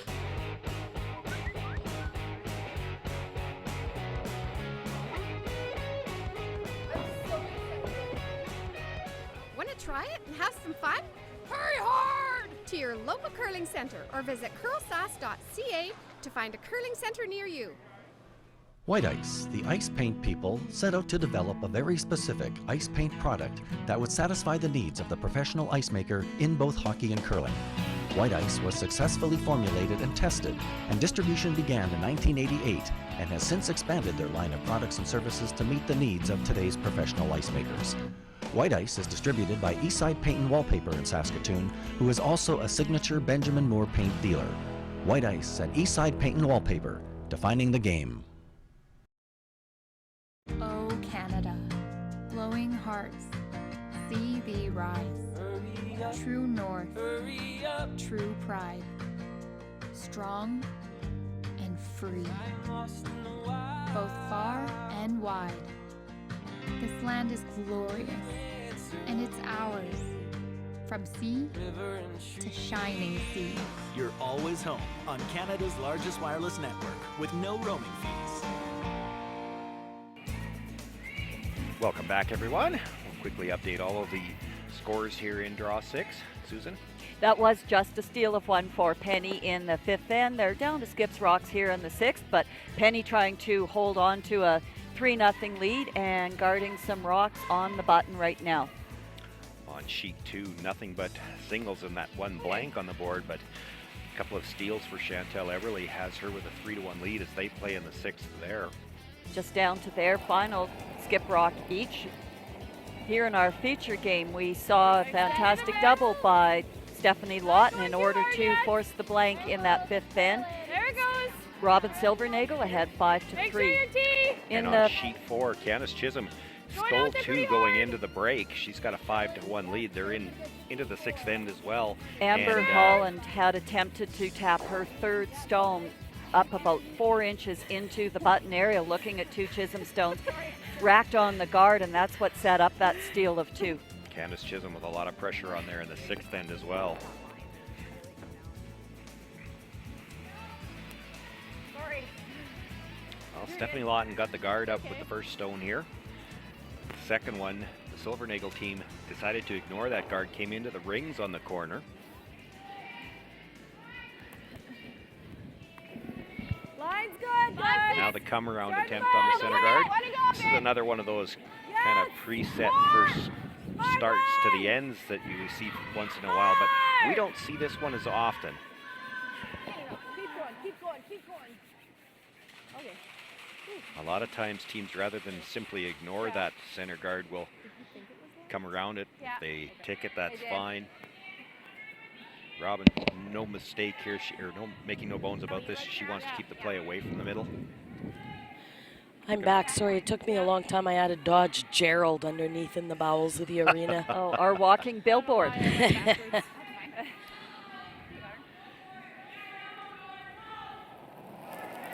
he have some questions about your thoughts on his purple and lime green billboard? Easy! Little big! Out! Close! Back one! Close! Whoa! No! Data! Looking for the tick here. Will make contact with the red stone, and her shooter's going to come across, and will it stop in the rings? If it takes a bit of a spin in and very does nicely sit for done. 2. Well, that certainly is a hazard for male coaches of female teams. In the junior ranks, Jim Wilson on the CurlSask Board of Directors, formerly of Rick Folk's team, coaches Hannah Anderson's team, and they have purple jackets. And believe me, the only time Jim puts that purple jacket on is when he has to go out for a timeout. It's off pretty quickly as soon as he's back in behind the glass. I've seen those purple jackets, and they tend quite a bit towards pink. But Jim, being the good sport that he is, but it was not his first choice of colors. His nose is good. They were looking for the hit and roll there, made the nose hit. That's enough to get shot rock. And it actually presents a couple of small issues for the Silvernagle team. If you play to hit it, got a hard time staying in the rings. You just have a 10. I think that rock's the problem. The guard might be a bigger problem for them right now. 10-5 even I'm just looking at the scoreboards across the sheets. This is probably the biggest discrepancy we've had. 10-5 here. Every game is 2, 3, or 4 point difference. We've had a lot closer games. Not to say that these games are far from over, but Well, they were all pretty close until a few steals started to pop up here and there. It's good. Yep. Clean. Little big. Whoa. 10. Close. Whoa. 10. Whoa. For sure 10. Whoa. Kara, watch it. Makes the hit on the guard. They were hoping to hold the shooter, perhaps spin it into the rings. That's good, Dana. Rolls just a little bit too far, and they don't get that little spin back at the end, so it stays just outside the edge of the 12-foot. So this is the one. So just watch it. Nothing throw right now.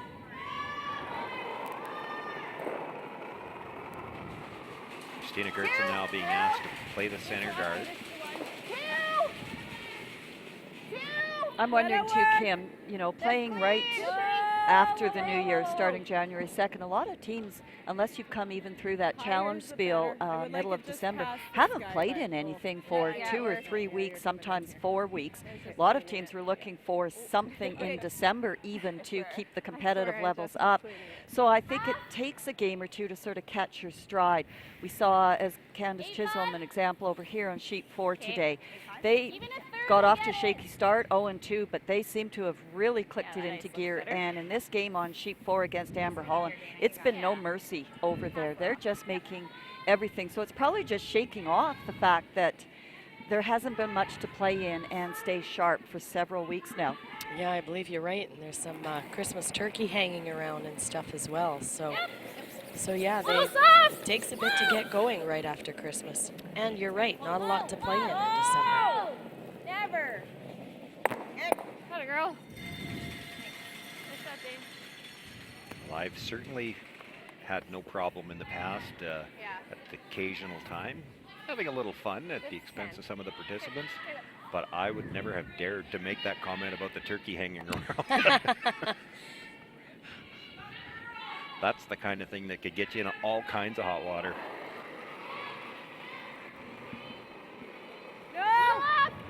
But back in my olden days, I mean, you had club playdowns, then you had city playdowns, then you had southern playdowns. So by the time when you made it to a provincial, you were still, even like the Michelle Englots of the world, coming through A sides, the rest of us coming through C sides. We're into 18, 20 games by the time you got to a provincial. Yeah, playdowns alone. That's not counting your league play or your super league or your bonspiels. That's just playdowns. You're exactly right. I think we'll need a 15. And the broadcasts in those days were on radio. Is that right? That's right. Or black and white at the very least. Oh, Sean. Isn't that when we took our own stones to the rink? I used that one already. Back 8. Full line. It's got to dig. Back 8. No, For sure. Through? No, we're not No. through. Make sure that it is back out. I think it is. Yeah, it's sliding. Where do you want it? Yeah, go right back. Go right back. Yes, go. It's in the 12-foot. Yeah, go. Yeah, Go, go, go. Go, go, go. Hard, hard, hard. Okay, go. I would have liked to draw sit 2 to the top of the house somewhere, perhaps behind that corner guard. It's slid a little deep, and that gives Stephanie Lawton a chance to come and sit on top of it, perhaps play for the force here. We're freezing? Yeah. Do you like it? Yeah. You got it. No. We don't have cameras.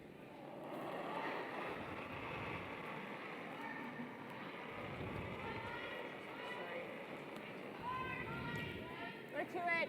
Stephanie Schmidt with the outturn draw here, looking to freeze to that stone in the back of the 8-foot. It's coming, but still needs to curl. No, we're past it. We're way. Coming down. Sit. I'm sorry. Okay. They just toppled my child over in that thing, so I was not paying attention to you. To center line, So on sheet 1, Penny Barker was attempting to pick out Ashley Howard's shot rock on the button. Jammed it, moved 3 or 4 rocks all around. By the time the smoke cleared, Penny still shot Probably rock. freezing it Must for be a little nose, bit eh? open behind a corner guard. Ashley Howard is attempting to in turn tap it back round off the center guard here and sit for 2 points. and get back into this game, get on the scoreboard. So Ashley's by the guard, has made contact, stays, and counts 2 points. It's now 3-2 for Penny Barker after 6 ends. Jolene Campbell a little on the outside on the hit. Kills her own stone as well, but the shooter does stick around on the back of the 12-foot, so she is sitting 2 for now. I think we gotta go here. Or do you play the double? Amber Holland again drawing against 5. Kim, that looks like 5, doesn't it? Yeah, I think it is 5. And the funny thing is they're all on center line, all in front of the rings. Excuse me, in front of the tee line. Nothing out front. So as we watch this rock coming in, it's not curling, so she's cut them out of probably... I think it's a steal of 2. So she's cut them out of 3, a minor victory. Yeah.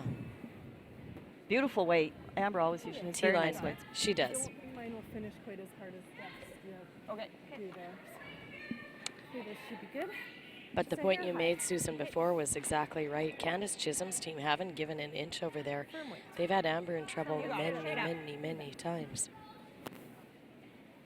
Amber has not had easy shots.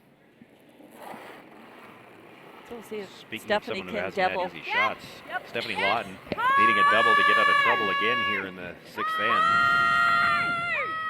Made a great cross-house double in the 5th to get out of trouble. She over-curled the double, makes the hit, trying to roll it across under cover. It's not going to make it all the way to the guard. I was like, don't get it over behind that guard. Yeah. She's going to let her play the double? I think so. That's great. You get noses. I think so. Like, one rock your way would be great, but... Still a good roll by Stephanie. We'll give her a couple of options on her next shot here. Basically, whatever option Robin provides for her. Nose makes for a pretty high, tough double. But the little corner guard to roll under, perhaps, to get a force. Yeah. Got it. Right at her. Yeah, I'm surprised they're not looking for a broomside roll, maybe about a foot off the center line. Robin did indicate she was happy enough with the blank if Stephanie doubles here. Weight's good! Yes! Stay on it. Weight's good! Hard! Hard,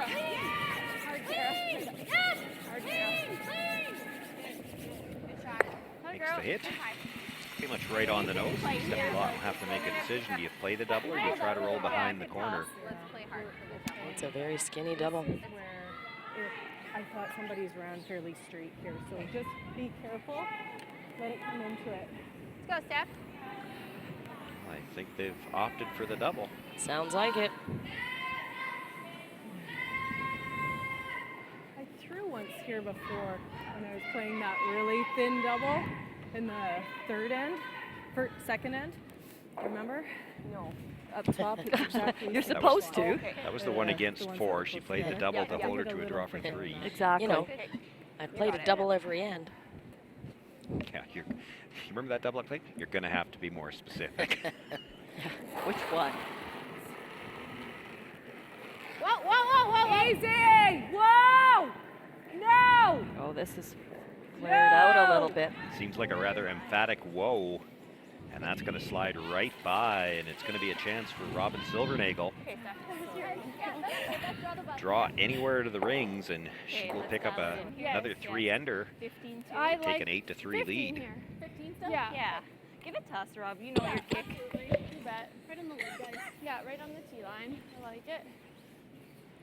Say hair last, Joe. I like that, yeah. Right at her like you can.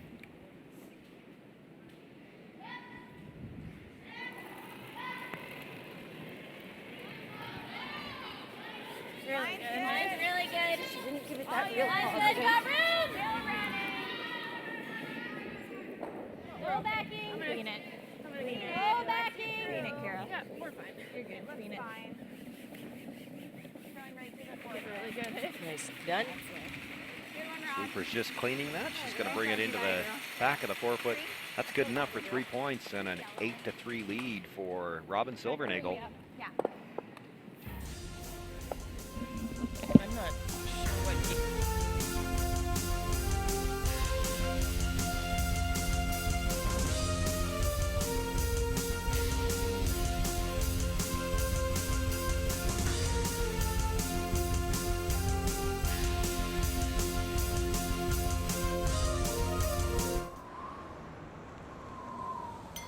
Winter's just around the corner, so drop into Jiffy Lube for your winter oil change. No appointment necessary. Jiffy Lube. Be wise, winterize. All right, people, let's get to work. Lights off. Ma'am, there's someone at the door. Unknown male, might be a salesman. Take care of it. You, drop the temperature. I'm roasting. Ma'am, your straightening iron. Shall I pull the plug? Yes. While you're at it, leave room for milk.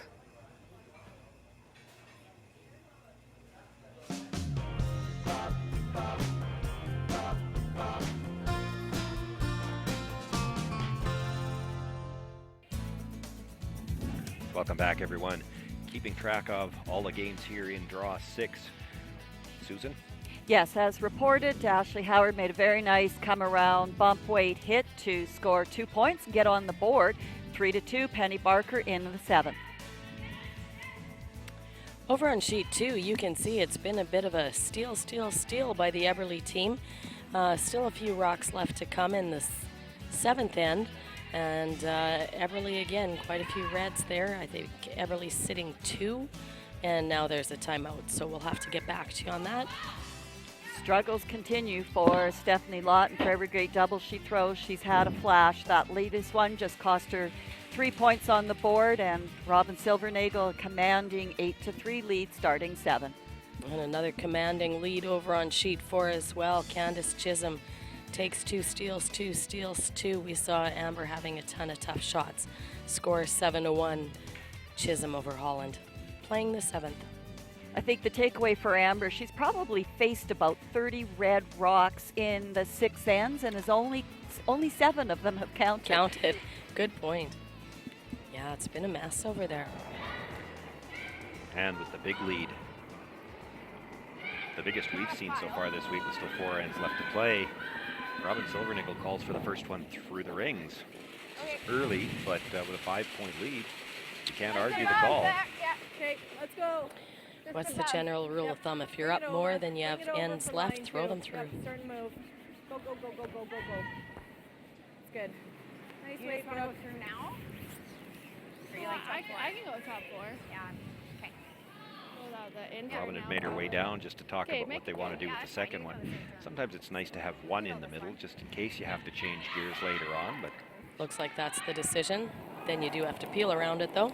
they did talk about throwing a second one through. Felt really close. Wait if you can for line. Line's Oh, you fine. can! It's close. No, it's all there. It's all there. Yeah, you're tracking a bit. Okay, weight's okay. Whoa! Got a curl, then it should be okay. You're good now. Oh, really tracking. Just trying to get it together a little bit. Yep, go. Finish it up. Got a girl. Nice weight. Kara Teveno brings her stone right into the top of the button, and Stephanie Lawton, broom already down for Brooklyn Lemon, and the Lawton team is a little bit tight for time. Line's Already gonna with the broom down move. for the corner guard. I think I saw once last end a little confusion over the call on a freeze attempt, and Line's gonna move somebody was here. looking over the shoulder We're at the really clock, and maybe moving. they decided they didn't really have a lot of Just for time weight, to talk though, about it. just for weight. I'm letting you know, right to here. I don't want to. Okay, we're there. They are at 13 minutes 45 seconds right now, with 6 rocks left to come, and another, hopefully for them, 3 ends after that. That's right. And now, with this being the 5th stone of the end, Dana Demirs will be able to start making attempts at peeling those corner guards. Yep! Hard! Come on, Joe. Hard!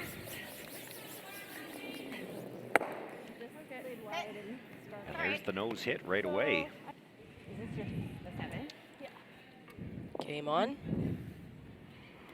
What are we doing here? Going around? That one.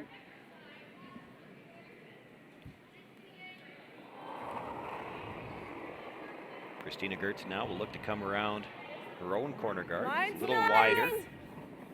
Stay close. Yeah, a little bit. Weight's good. Yes, we're there. Line Walk only. sideways. Okay. Line, Line's wait good. only. Wait only. Behind the tee. Okay.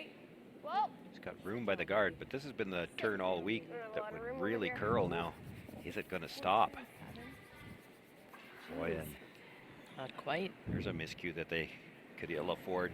That's one of those things, though. You was see it really out all the there, time in but- arena ice in particular, that the draws to the corner Whatever as you the like, game goes girl. on, they're still a The lot red one? faster than Yep, the they don't seats slow at the down. I'll middle. throw this one crisper. You got it. Right up, Dane. Yeah, you got it. So Dana taking responsibility for that last nose, saying, I'll throw this crisper. I can do better.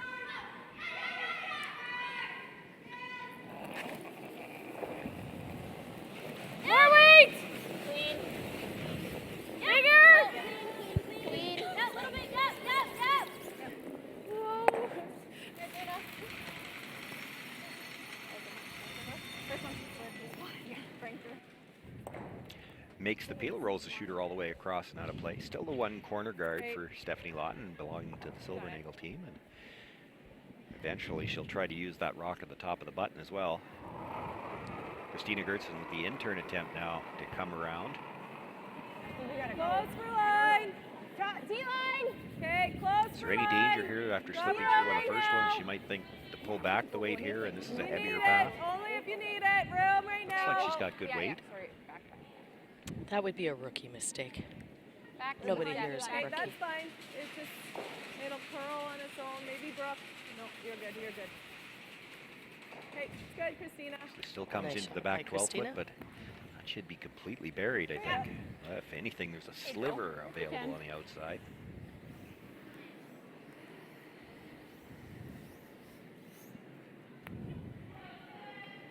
Jolene Campbell will play the intern, attempt to just peel the guard. No. No, Curl, Joe. Curl. That's good. Gets enough of a curl on that to Like, oh no. hit that stone. Yeah, Jolene's just been outstanding on her peel game the last couple of games that we've seen her. She seems to have really locked into her big weight confidence there. She's had, yesterday she had a couple of really big run backs and double peels that we talked about. When Jolene gets clicked in like that, she's pretty powerful out there. Yeah, no, she can throw the big rate very well. It was funny, though, that was a bit of a running commentary. I don't think that was probably her best slide as she's sliding out, going, oh no, oh no, oh no. Yep, bring it Kind of had over. to zone in. Hard, Brooke. Hard. Colin. Go. Keep going. Keep going. You got it. Go. That's good. Guard attempt here for Stephanie Schmidt, and they had to bring that as tight as they could to get that last bit of finish, and they do cover that stone at the back of the 8 foot. Yeah. Enjoying their 5-point lead here. They've been pretty loosey-goosey out here. So again, that's kind of one of those, you know, you do play well when you're relaxed, but you just, not that this game seems to be in any danger, but you certainly can't let it get too casual. No, that's true. Good, Joe. You know, you want to keep that fighting form so that when you are out there the next time in those 1-point games, that you're still in your game mode, In so your to speak. zone. Yep.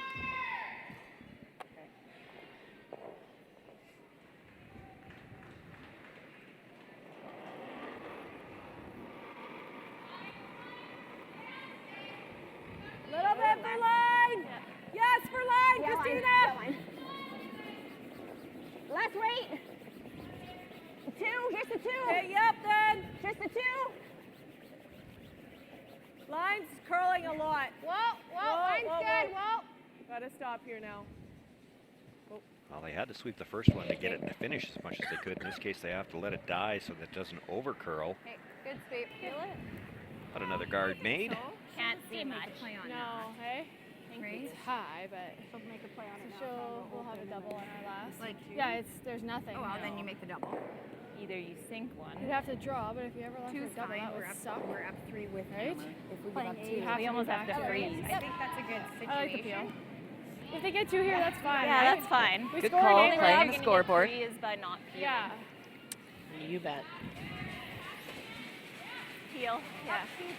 I like it. No, we love it. Yeah, we were just thinking. Oh, it's Well, great. handshakes over there on sheet 4. Right at her, nice and clean. Yeah, Candace made some great shots over there. Amber actually had second and third behind a corner. Candace did have shot rock, But then Candace made a great freeze to take it all away, and Amber rolled a little too far. So another steal of one. Final score over there will be 8-1 Chisholm over Holland. Yeah, I think Amber's team just flying the white flag after that outing. Robin Silvernagel makes the peel on that guard, and now Stephanie Lawton will have to make a decision how she wants to try to get her extra point here. It looks like she's going to freeze to the stone on the top forefoot. Seems to be the call.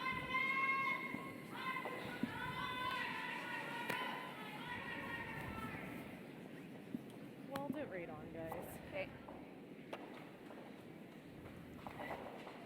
Top 4. Should be close to 15 here. I think still it's fine, I yeah. think so too. I think this might be a fair straighter side. Just freeze right to it? Yeah. You got it, Steph.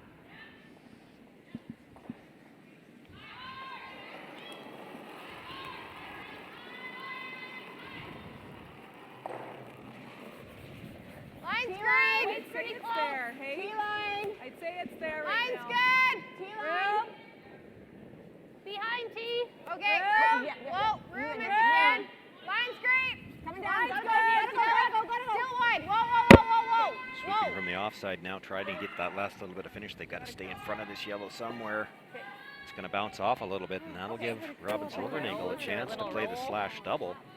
Yeah, you make it easier then, don't you? If he knows it, I think that. If he knows it, then she's got to slash it, because it'll be higher.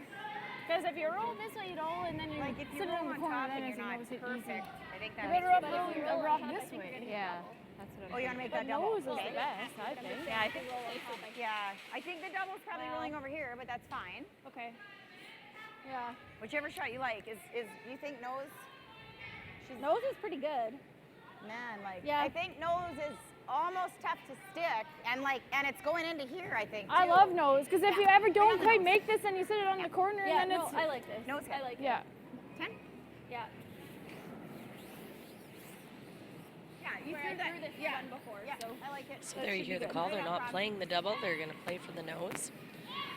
If they make the nose, then the double that would be left for Steph will probably lose her shooters. So. Okay.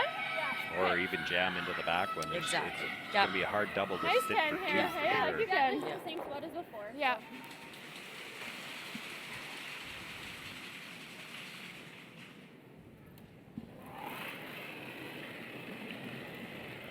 Solid! It's solid! 9-5! Clean. We're close. No. 9-5! No. Got a curl. Wants to hit it right on the nose, has to be careful. Any kind of roll one way or the other could leave a much easier double, and I think that's what she's done. Sorry, guys.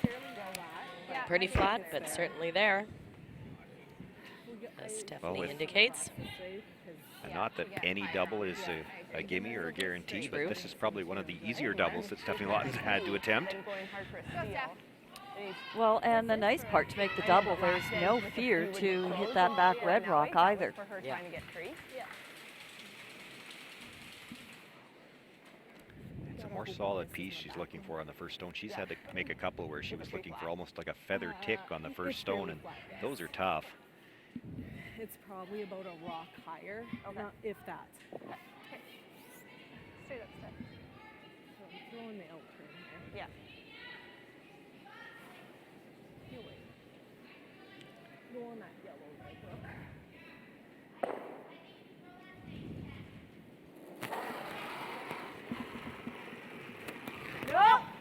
Stephanie Lawton needs a double here on her final stone to pick up the deuce and in number 7.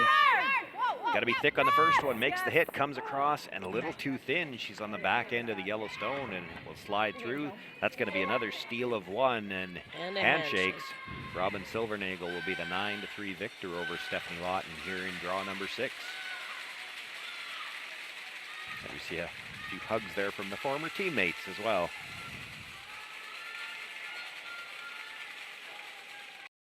As Canada's grain industry leader, Viterra and its employees are connected to their communities across Western Canada. Through its community investment program, Viterra supports a wide variety of causes and initiatives, including those focused on sports and recreation that encourage teamwork, integrity, and high performance. These same values guide Viterra's employees when providing farm customers with trusted advice and quality service. Viterra is a proud sponsor of the Scotties Tournament of Hearts.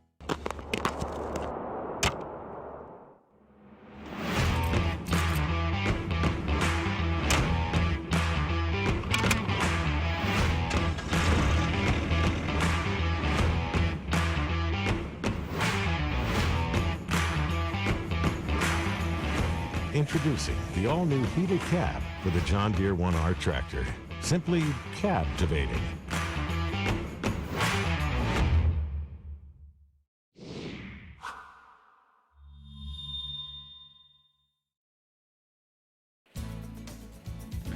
Welcome back, everyone. Well, a couple of games still going on, and we'll recap all of the scores here in Draw 6. Susan? Deanna Doig made a very nice double in the 7th, and to get rid of the thought of a force there, Penny Barker blanked out the 7th to take a 3-2 lead into 8, and they're just coming down to third final stones here in the 8th. So we'll keep you in touch with what's going on there. Over on sheet 2, a really nice double with her first made by Taryn Schachtel set up the 2 points. So she got 2 points in the 7th end. Still puts her 1 point behind, but now we've got a game happening here. 4-3, Everly over Martin.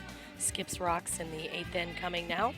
Stephanie Lawton trying a tough flat double there to get 2 points and possibly play the 8th end. Hit and rolled out and gave up a steal of 1 and handshakes there for a 9-3 victory for Robin Silvernagel.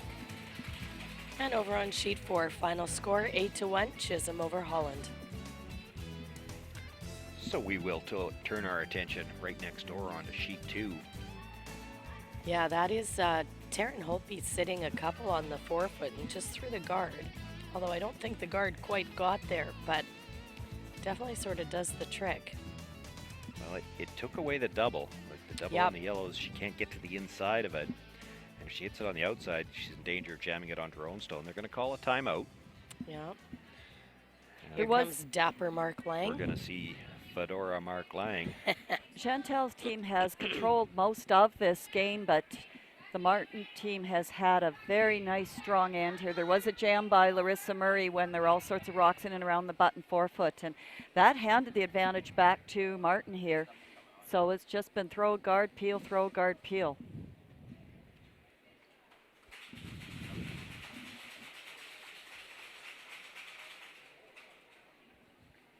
Try to interpret the sign language here.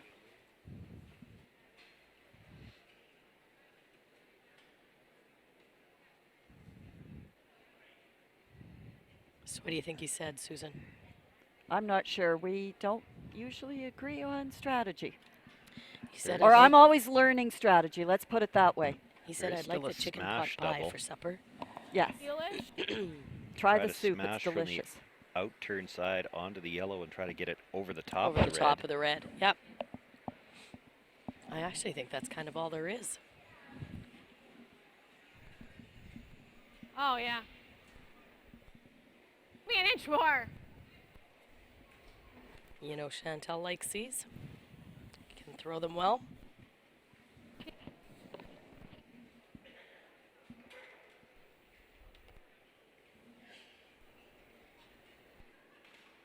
And we've seen this from the Nancy Martin team. They've had lots of rocks in play just about every end. They've had no fear of drawing into that forefoot, drawing into that button, looking at enemy rocks. Well, you know, that's what happens as well. When you're down, you've got your draw weight. That's all you're playing. Sometimes one the team concern that's... Sorry, Kim. No, I was just going to say, sometimes the team that's been in the lead hasn't had a lot of draws. Whoa! Yeah! Makes How's the that? hit, brings it across that second stone and nicely done. Gets it out of the forefoot area. I think the one concern they might have had in playing that double is that you're going to leave Taryn the chance to come and freeze on that back stone, and you have a hard time scoring here. You have to draw to the button.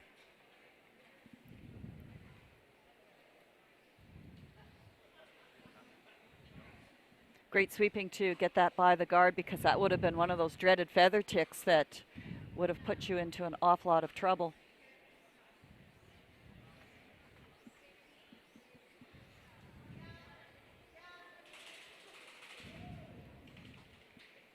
So just while Taryn is setting up here, of course, as we all know, she's replacing Nancy Martin, who's off at Portage La Prairie at the mixed double Olympic trials with partner Caitlin Schneider.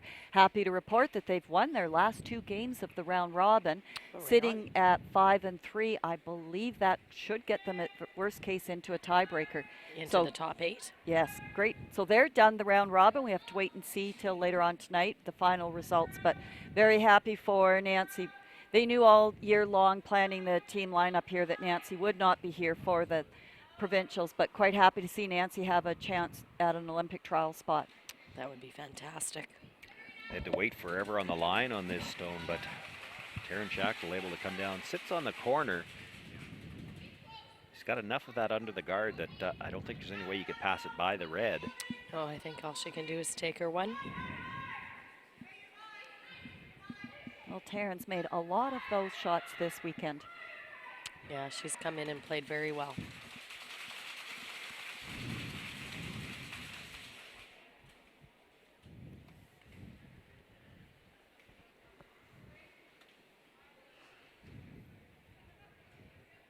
So a big momentum shot here for Chantel. You know, after holding power for most of the game here, all of a sudden, Team Martin could be back in here. And we've got tight game going into the ninth.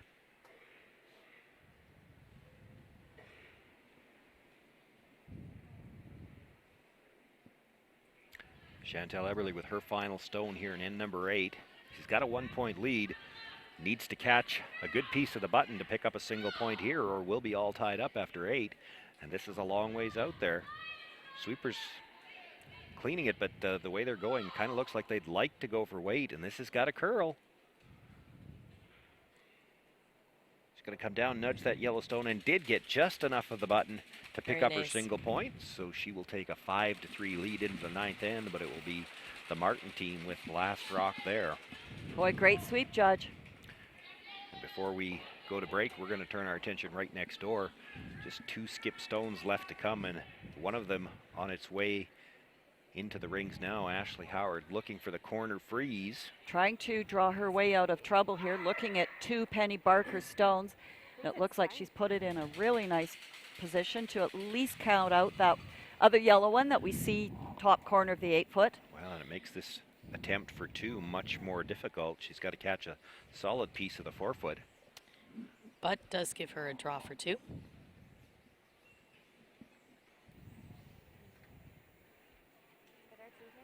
They must know the ice out here quite well, because to me it just about looks like the natural to throw the in-turn. The in-turn, I was just thinking that. I wonder why they're not playing the other turn. To the side of the button, because that red corner guard's a little higher than that other corner. And you certainly don't want to ever over curl and nudge that red of Ashley's.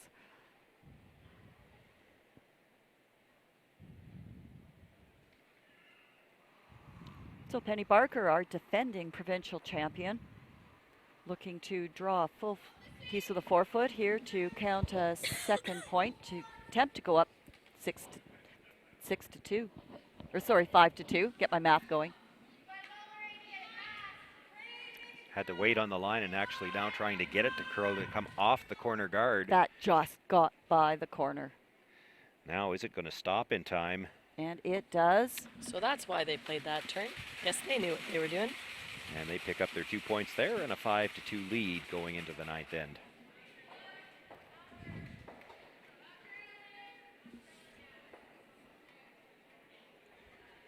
And we're right back to action already on sheet 2. Chantel Eberly looking for the first stone into the rings. Sliding a little deep, going to go behind the tee line. Not ideal. This call was going to be the corner guard either way. That's true. But that rock behind the tee line only helps out the Martin team. And I think Chantel likely would have called the second one into the rings anyway, but certainly when it's at the first one's at the back of the 4-foot, you're not guarding that.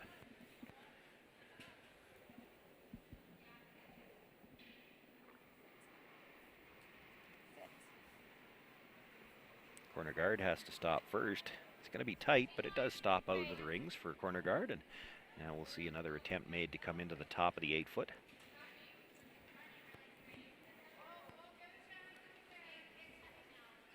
Chantel Eberle likely would have called both of these stones into the rings anyway, but if you keep both of them in front of the tee line, it maybe can influence the other team to start dealing with those a little earlier in the end.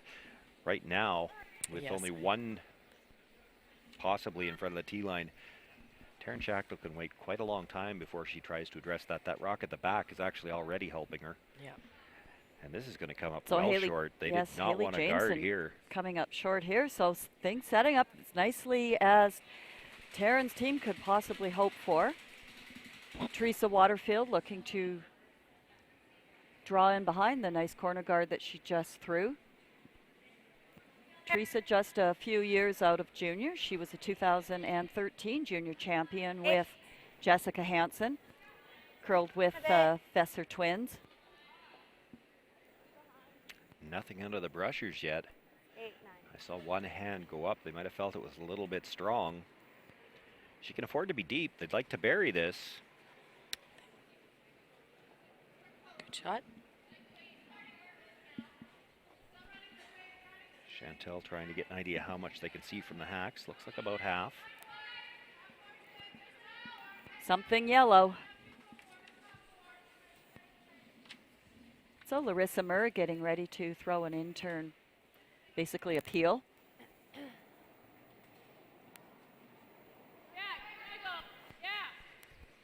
And they call the sweep on right away. Now they've backed away. Does that mean we're on the guard just playing the peel? Yes, it does. Yep, it does.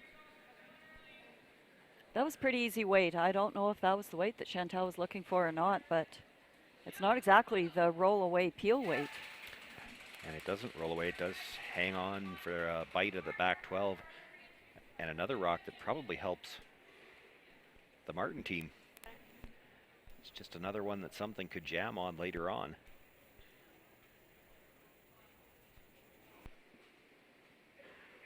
So here we have Megan Frericks looking to draw around this center guard here and get action going in the middle. Megan's had a really nice game out here today. She's put a lot of rocks up in the top button area.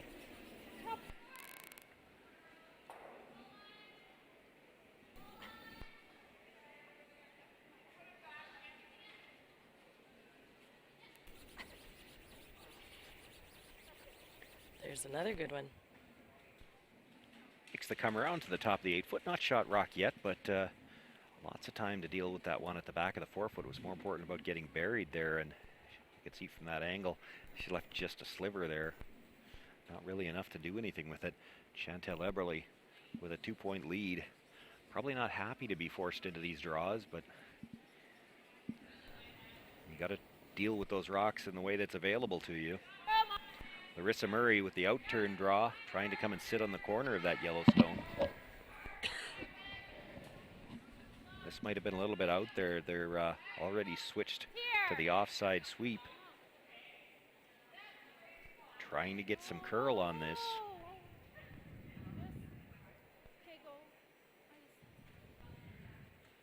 Brings that stone into the top of the 12-foot. It's got a nice angle onto the yellow. Sliver of her guard under the, or pardon me, a sliver of her shooter under the guard, so can't really get at the red to pass it by the yellow. Megan Frericks now will look to tap up the stone she just delivered.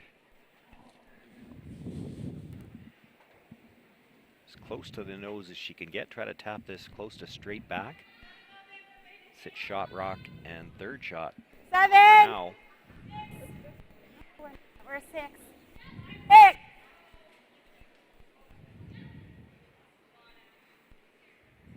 This has got a lot of room. Going to have to curl a lot if she's going to get anywhere near the nose. They had switched sweep to try to get the curl. They might have been better off to stay the way they were and try to go around it. Yep. They might have left a double. You still have to be careful. There are a couple of catchers all around the edges there.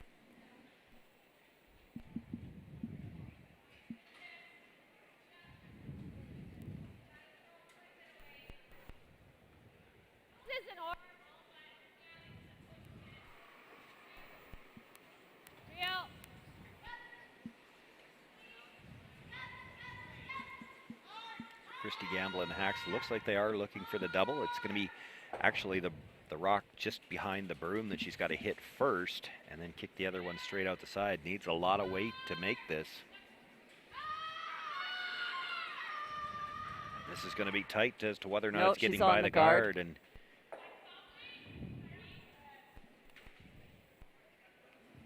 just peels the guard out. That's not the worst thing in the world.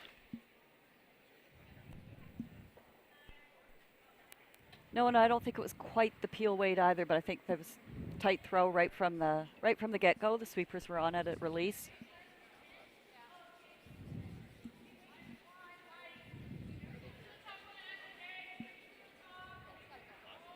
Taryn Schachtel looking at the angle run in here. So Alyssa Jenkins in the hack. Looks like. Surprised at all that they're playing with this kind of weight. Going to lose the shooter. No! Yes!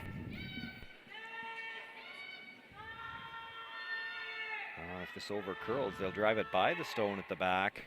And that's exactly what they've done, and left a much easier double this time as well. Still have to navigate that back little red biter.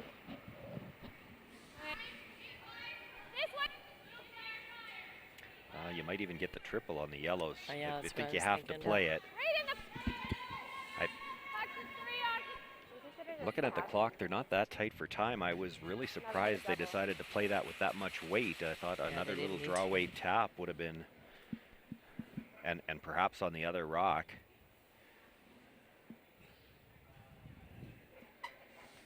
Both these teams have plenty of time on the square clock with 9 and almost 10 minutes. They call the sweep on this one right away as well. Oh, they wants to get the double. Got to get by her own stone at the top of the 12-foot. Makes the hit, and that's just going to jam onto shot stone at the back. And it is now the Martin team sitting at least one. I think it's just one right now. Yeah, it looks to be just one.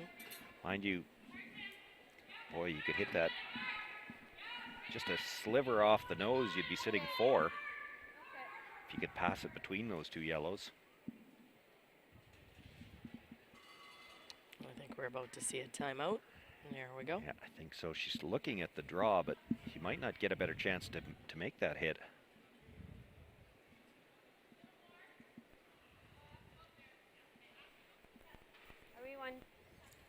So Nancy Martin's team coach here is Cheryl Beckler, longtime instructor, lots of junior coaching experience working with Nancy's team this year. And they've had a good year. They won that Bonspiel in Saskatoon on the SWCT Tour. Yeah, they have had a good team and a good year.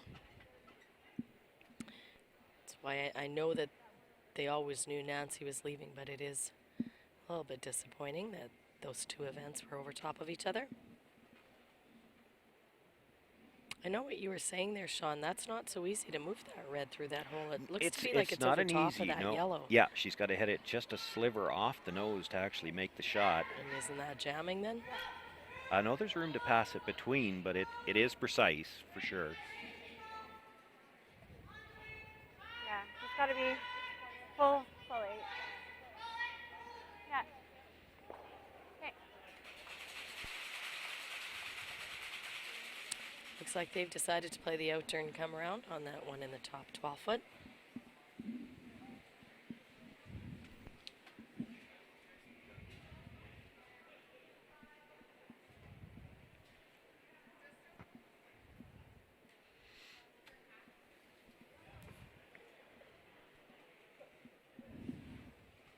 Well, some anxious moments for Chantel Eberly here in the sense that, you know, you've controlled this whole entire game, and then all of a sudden in the course of a couple of ends, it just could slip away here on one very bad end.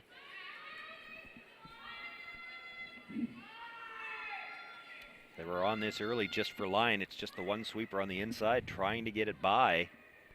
It's not going to get by. It's on the red stone. He's going to nudge it up a little bit. Presently, it now outcounts that one that's in the back 12-foot. Back 12 foot had been shot rock over the rock that just got bumped up. Still not out of trouble, and no easy way to clear up the trouble.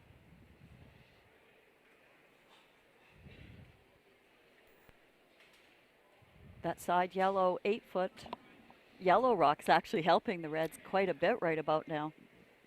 It is. I mean, Chantel looking at a run back, but the danger is if you play the run back and don't get it, you've killed one of your own stones, and you start to bring all these yellows back into play. Good news is Chantel has hammer. She could use the stone that was just delivered to try to play the double on the stone at the back 4 foot. Oh, sorry. And she doesn't even have hammer, right? That's right, so lots of yellow rocks there. And yeah. it's just about tempting to eliminate some potential trouble. And look at that rock in the back 12 foot. I don't think you're hitting that one. You might hit one of the others. She's looking at the yellow on the right, just behind her brush as we're looking at it now. The other possibility, and I haven't really looked at it yet, you could hit the rock that was just thrown, play the double on the rock at the back of the 4 foot. Exactly, and roll over and try to guard. And there's, well, you're just about nose to make it, but you can't, there's almost a couple of options. If you're a little thin on it, you clip the red, well, it's going to go sideways into the other red, kill one yellow, and the red that's on the center line now probably spins back and may take the one out of the back of the 4 foot. There's not a lot of ways you can hurt yourself playing that shot.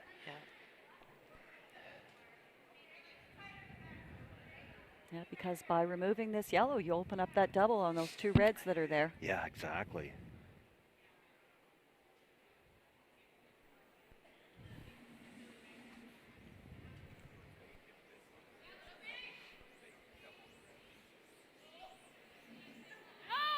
Nothing out of the brushes so far.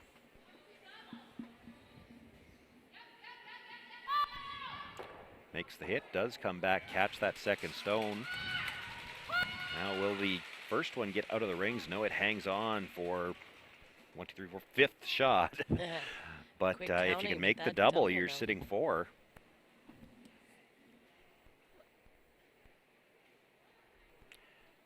It's not necessarily, I mean, there's certainly a double, but they do have to navigate around that back yellow one. Yeah, you might be easier if you hit the one behind the broom first.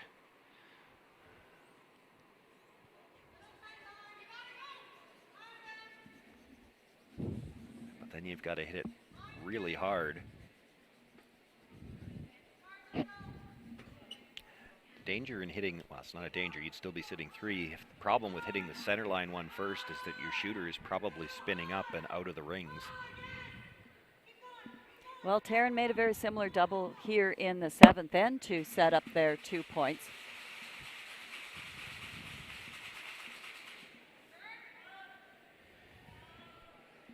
Has the big extension on that throw to try to get the big weight. And nothing out of the brushers. I think she extended a little bit to the outside. Makes the hit, just passes it through the rings. Now where's her shooter going to go? Might have hung on for a bite, but it would be beat out by that red stone that's just behind it. So Chantel still looking at 2nd and 3rd shot here. Looking to play a hit, but your big key here is don't Have to stop stick anywhere around. where you leave a double. Yeah, which is going to be hard, actually.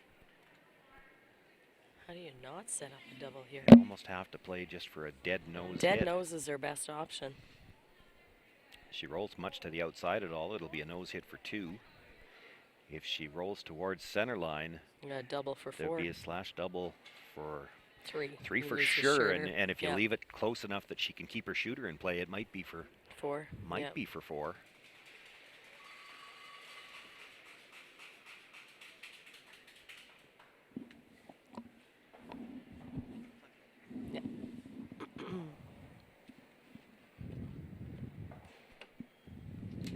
Chantel Eberly with her final stone here in end number 9.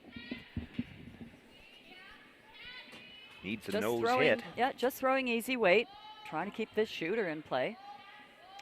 Nothing out of the brushers. Whoa. Does not have very far to roll Getting to the ready outside. to sweep here. Makes the hit, rolls a little bit, and does look like it stayed for 2nd.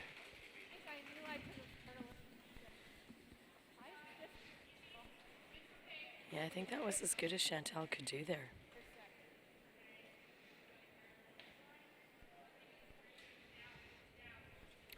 don't know if you'd ever take it on, because if you miss it, the game's over right here. You've got the draw for one. Probably your only chance for a big end is to play about half a rock on the yellow, slash it into the red. Who knows where it's going over on the other side, too. You might make the triple doing it that way. It's still only for 3. Well, unless your shooter sticks on that back red. But yeah, I know what you're saying. Take your sure one.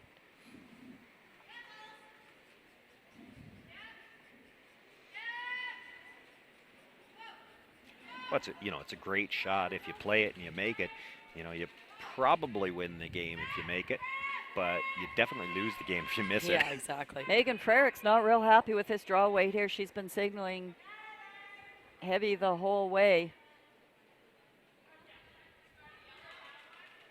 Well, yeah, she signaled hack as soon as Taryn let this rock go.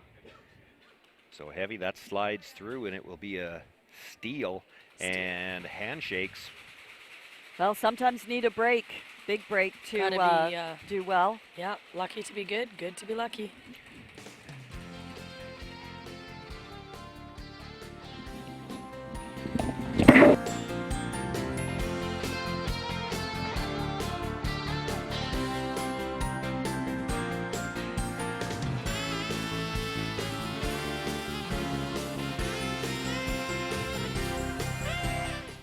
White Ice, the ice paint people, set out to develop a very specific ice paint product that would satisfy the needs of the professional ice maker in both hockey and curling. White Ice was successfully formulated and tested, and distribution began in 1988 and has since expanded their line of products and services to meet the needs of today's professional ice makers. White Ice is distributed by Eastside Paint and Wallpaper in Saskatoon, who is also a signature Benjamin Moore paint dealer. White Ice and Eastside Paint and Wallpaper, defining the game.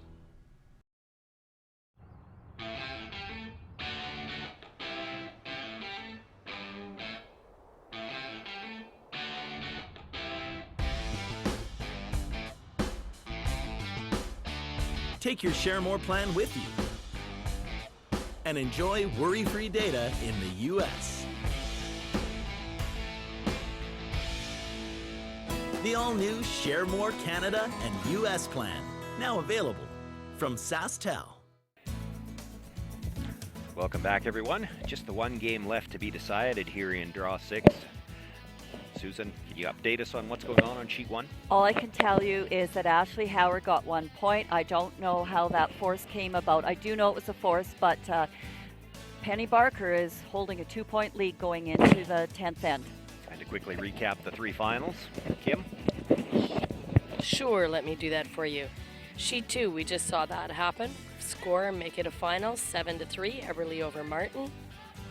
Over on sheet 3, we see that Silvernagel over Lawton, 9-3. And over to sheet 4, final score, 8-1, Chisholm over Holland. And we will turn our attention to that one game remaining to be decided on sheet 1. Ashley Howard needing to steal 2 just to get into an extra end. The defending champion, Penny Barker, has looked strong again this afternoon. Well, their 10th end hasn't started out as crisp as what Penny would like. I noticed where Danielle Sosinski had to peel her own rock off the corner of the front guard right about the A on Viterra there, so I don't know what happened to that.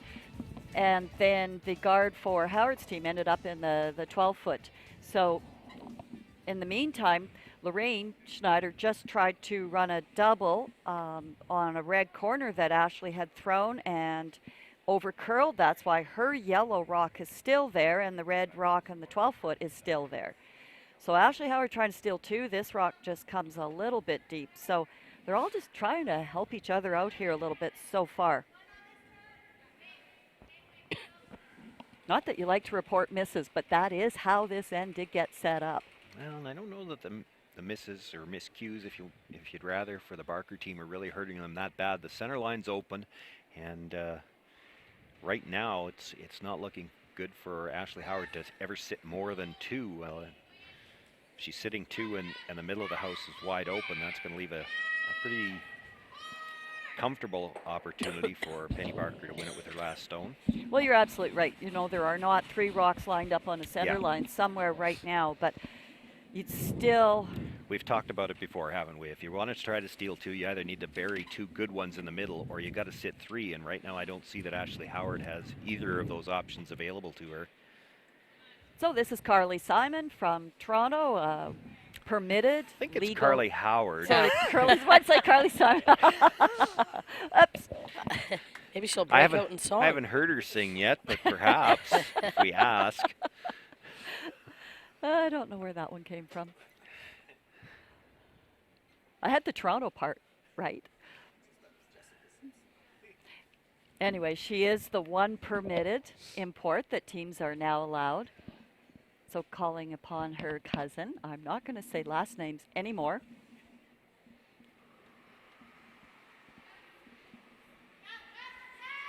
Deanna Doig looking for the bonus here of hitting 2 red rocks, looking to slash this corner guard into that side 12-foot. But first things first, gets rid of the corner guard, rolls her shooter nicely. Actually thought they might play that peel from the other side and try to bring the shooter across and kill that red stone. They don't really need the double, though, as long as you take 1 rock at a time. And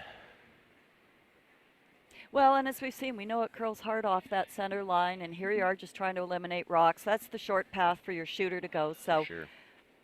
Probably just playing the high percentages there.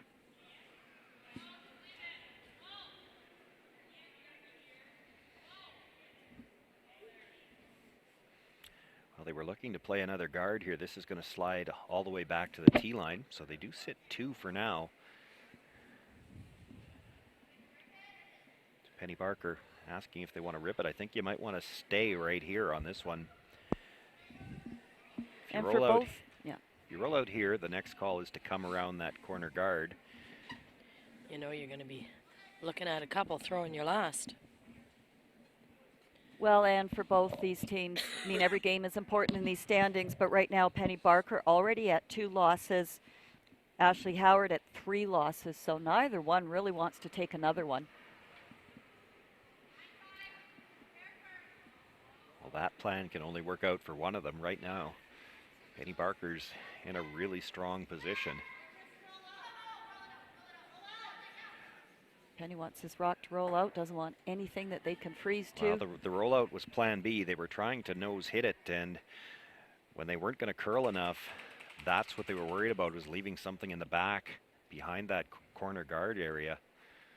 So they made a plan B change to try to roll all the way out, and it just didn't work out for them. I think that was maybe made a little late. Ashley Howard was going to have to try this draw anyway with her first stone, try to get something in behind there and hope for a miscue so she could maybe sit 3. Yep. Now you do see she is going around the corner, so Penny will have the most of the 4-foot for her draw, but it might be against the loss if she can get 3 back there. We also see she's a little tight for time, but she does still have the timeout left, so after she throws this rock, regardless of what she's got left on her last one, we expect she'll call the timeout just to make her way to the hack, if nothing else. Well, both these teams have flirted with time clocks in previous games, and neither one has, you know, a lot left, considering the number of open ends that they seem to very deliberately play so that they could have some time at the end of this game. Yeah, that's a good point. We've got 3 blank ends. You don't usually see tight time clocks in a game with all those blank ends and single points. Boy, they've got to go just to get this by the guard. Well, it's by the guard. It's just not a lot of weight. It will come to rest just biting almost full 12-foot. Now the shot rock is open, I think it's mostly wide open yep. Anyway.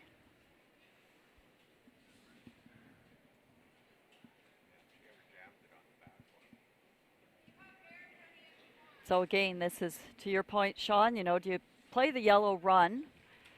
At worst case, you know, you're looking at 3. Well, that's the danger if you play the yellow run. If you don't catch anything, yeah. You're facing 3 with your last one. I think you I like hit the hit open on the one, open. Yep. And if she pulls another one around, you're only facing 2, and all you've got to do is beat that full one 12. that was just thrown. Yeah.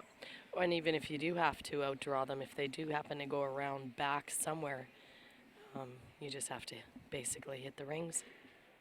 The only way this doesn't work out for you is if there's any way that she could jam it on that stone that was left at the back, and then you might be able to face, you might, if you're Ashley Howard, be able to make her face 3.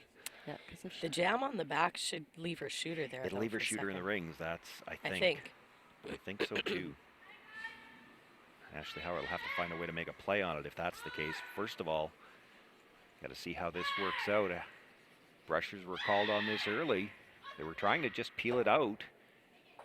Well, she does make contact with that back stone, but it still spills out of the rings. It is Ashley Howard sitting shot rock, and they have called their timeout just to make sure they have time to look at where they want this.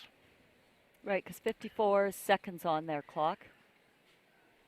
Carly Howard, I think perhaps spending a little bit too much time being worried about a precise placement on this one. It really doesn't matter. They're only going to have to beat the other rock. Exactly. So they just just have to make hit sure the you paint. get this buried somewhere. 4 foot doesn't matter. You could put this full back 12. It really doesn't matter. No. She's only got to beat the one in the top 12. So Exactly. just make sure she can't hit this.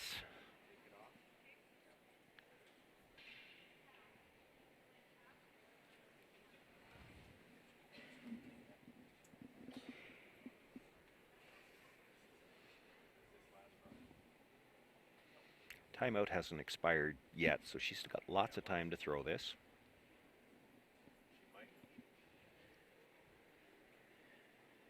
Ashley Howard with her final stone needs to steal 2 to get to an extra end. Needs to bury this stone to force Penny Barker into a draw. She just got full 12 foot on her first one. Then needs to come around that stone. Yeah, got more weight on this one.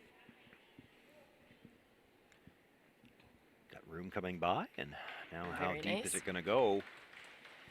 Comes to rest in the back 8, and that is completely buried. So Penny also calling a timeout with 1:02 on her clock. She does still have both timeouts left, lots of time.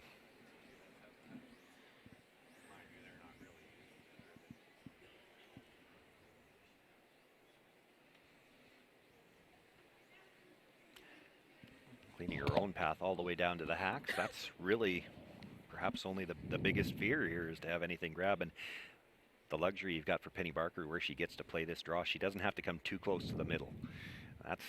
That's always the questionable path in the 10th end where there's not a lot of pebble left in the middle.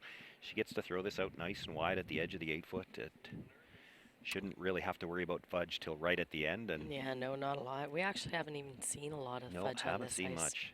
And we just saw Penny place a very nice draw in the 8th end on the out turn, though, going the other way. And it's kind of wonder why she didn't play the in on that turn, but see if she has that same weight. Should find the tee line. Brushers picked it up early. It seems to be They're sliding not pretty well. sweeping, but they haven't let up too much. They seem pretty sure of Looks like nice weight at the hog line, and they Just back keeping it away a clean. bit, just cleaning it. Just needs full 12. She's going to slide to the back of the 8 foot, but it will be enough to pick up a single point and the 6-3 victory over Ashley Howard, and that concludes all of the games here in draw number 6. We're going to see if we can just real quickly get the standings updated for you. We will let you know while we work on that draw 7 will be tonight at 7:30. There you have the updated standings. Chantel Eberly, Robin Silvernagle now tied for top spot at 4-1. You see the 3 teams there at 3 wins, and everybody still at 2 wins. Not in terrible shape yet, although they've got to go on a bit of a run. Amber Holland continues to trail the pack at 1-4, and they're going to have to win out to have any chance now. We want to thank everyone for joining us this afternoon. We will be back on the air tonight and look forward to that game.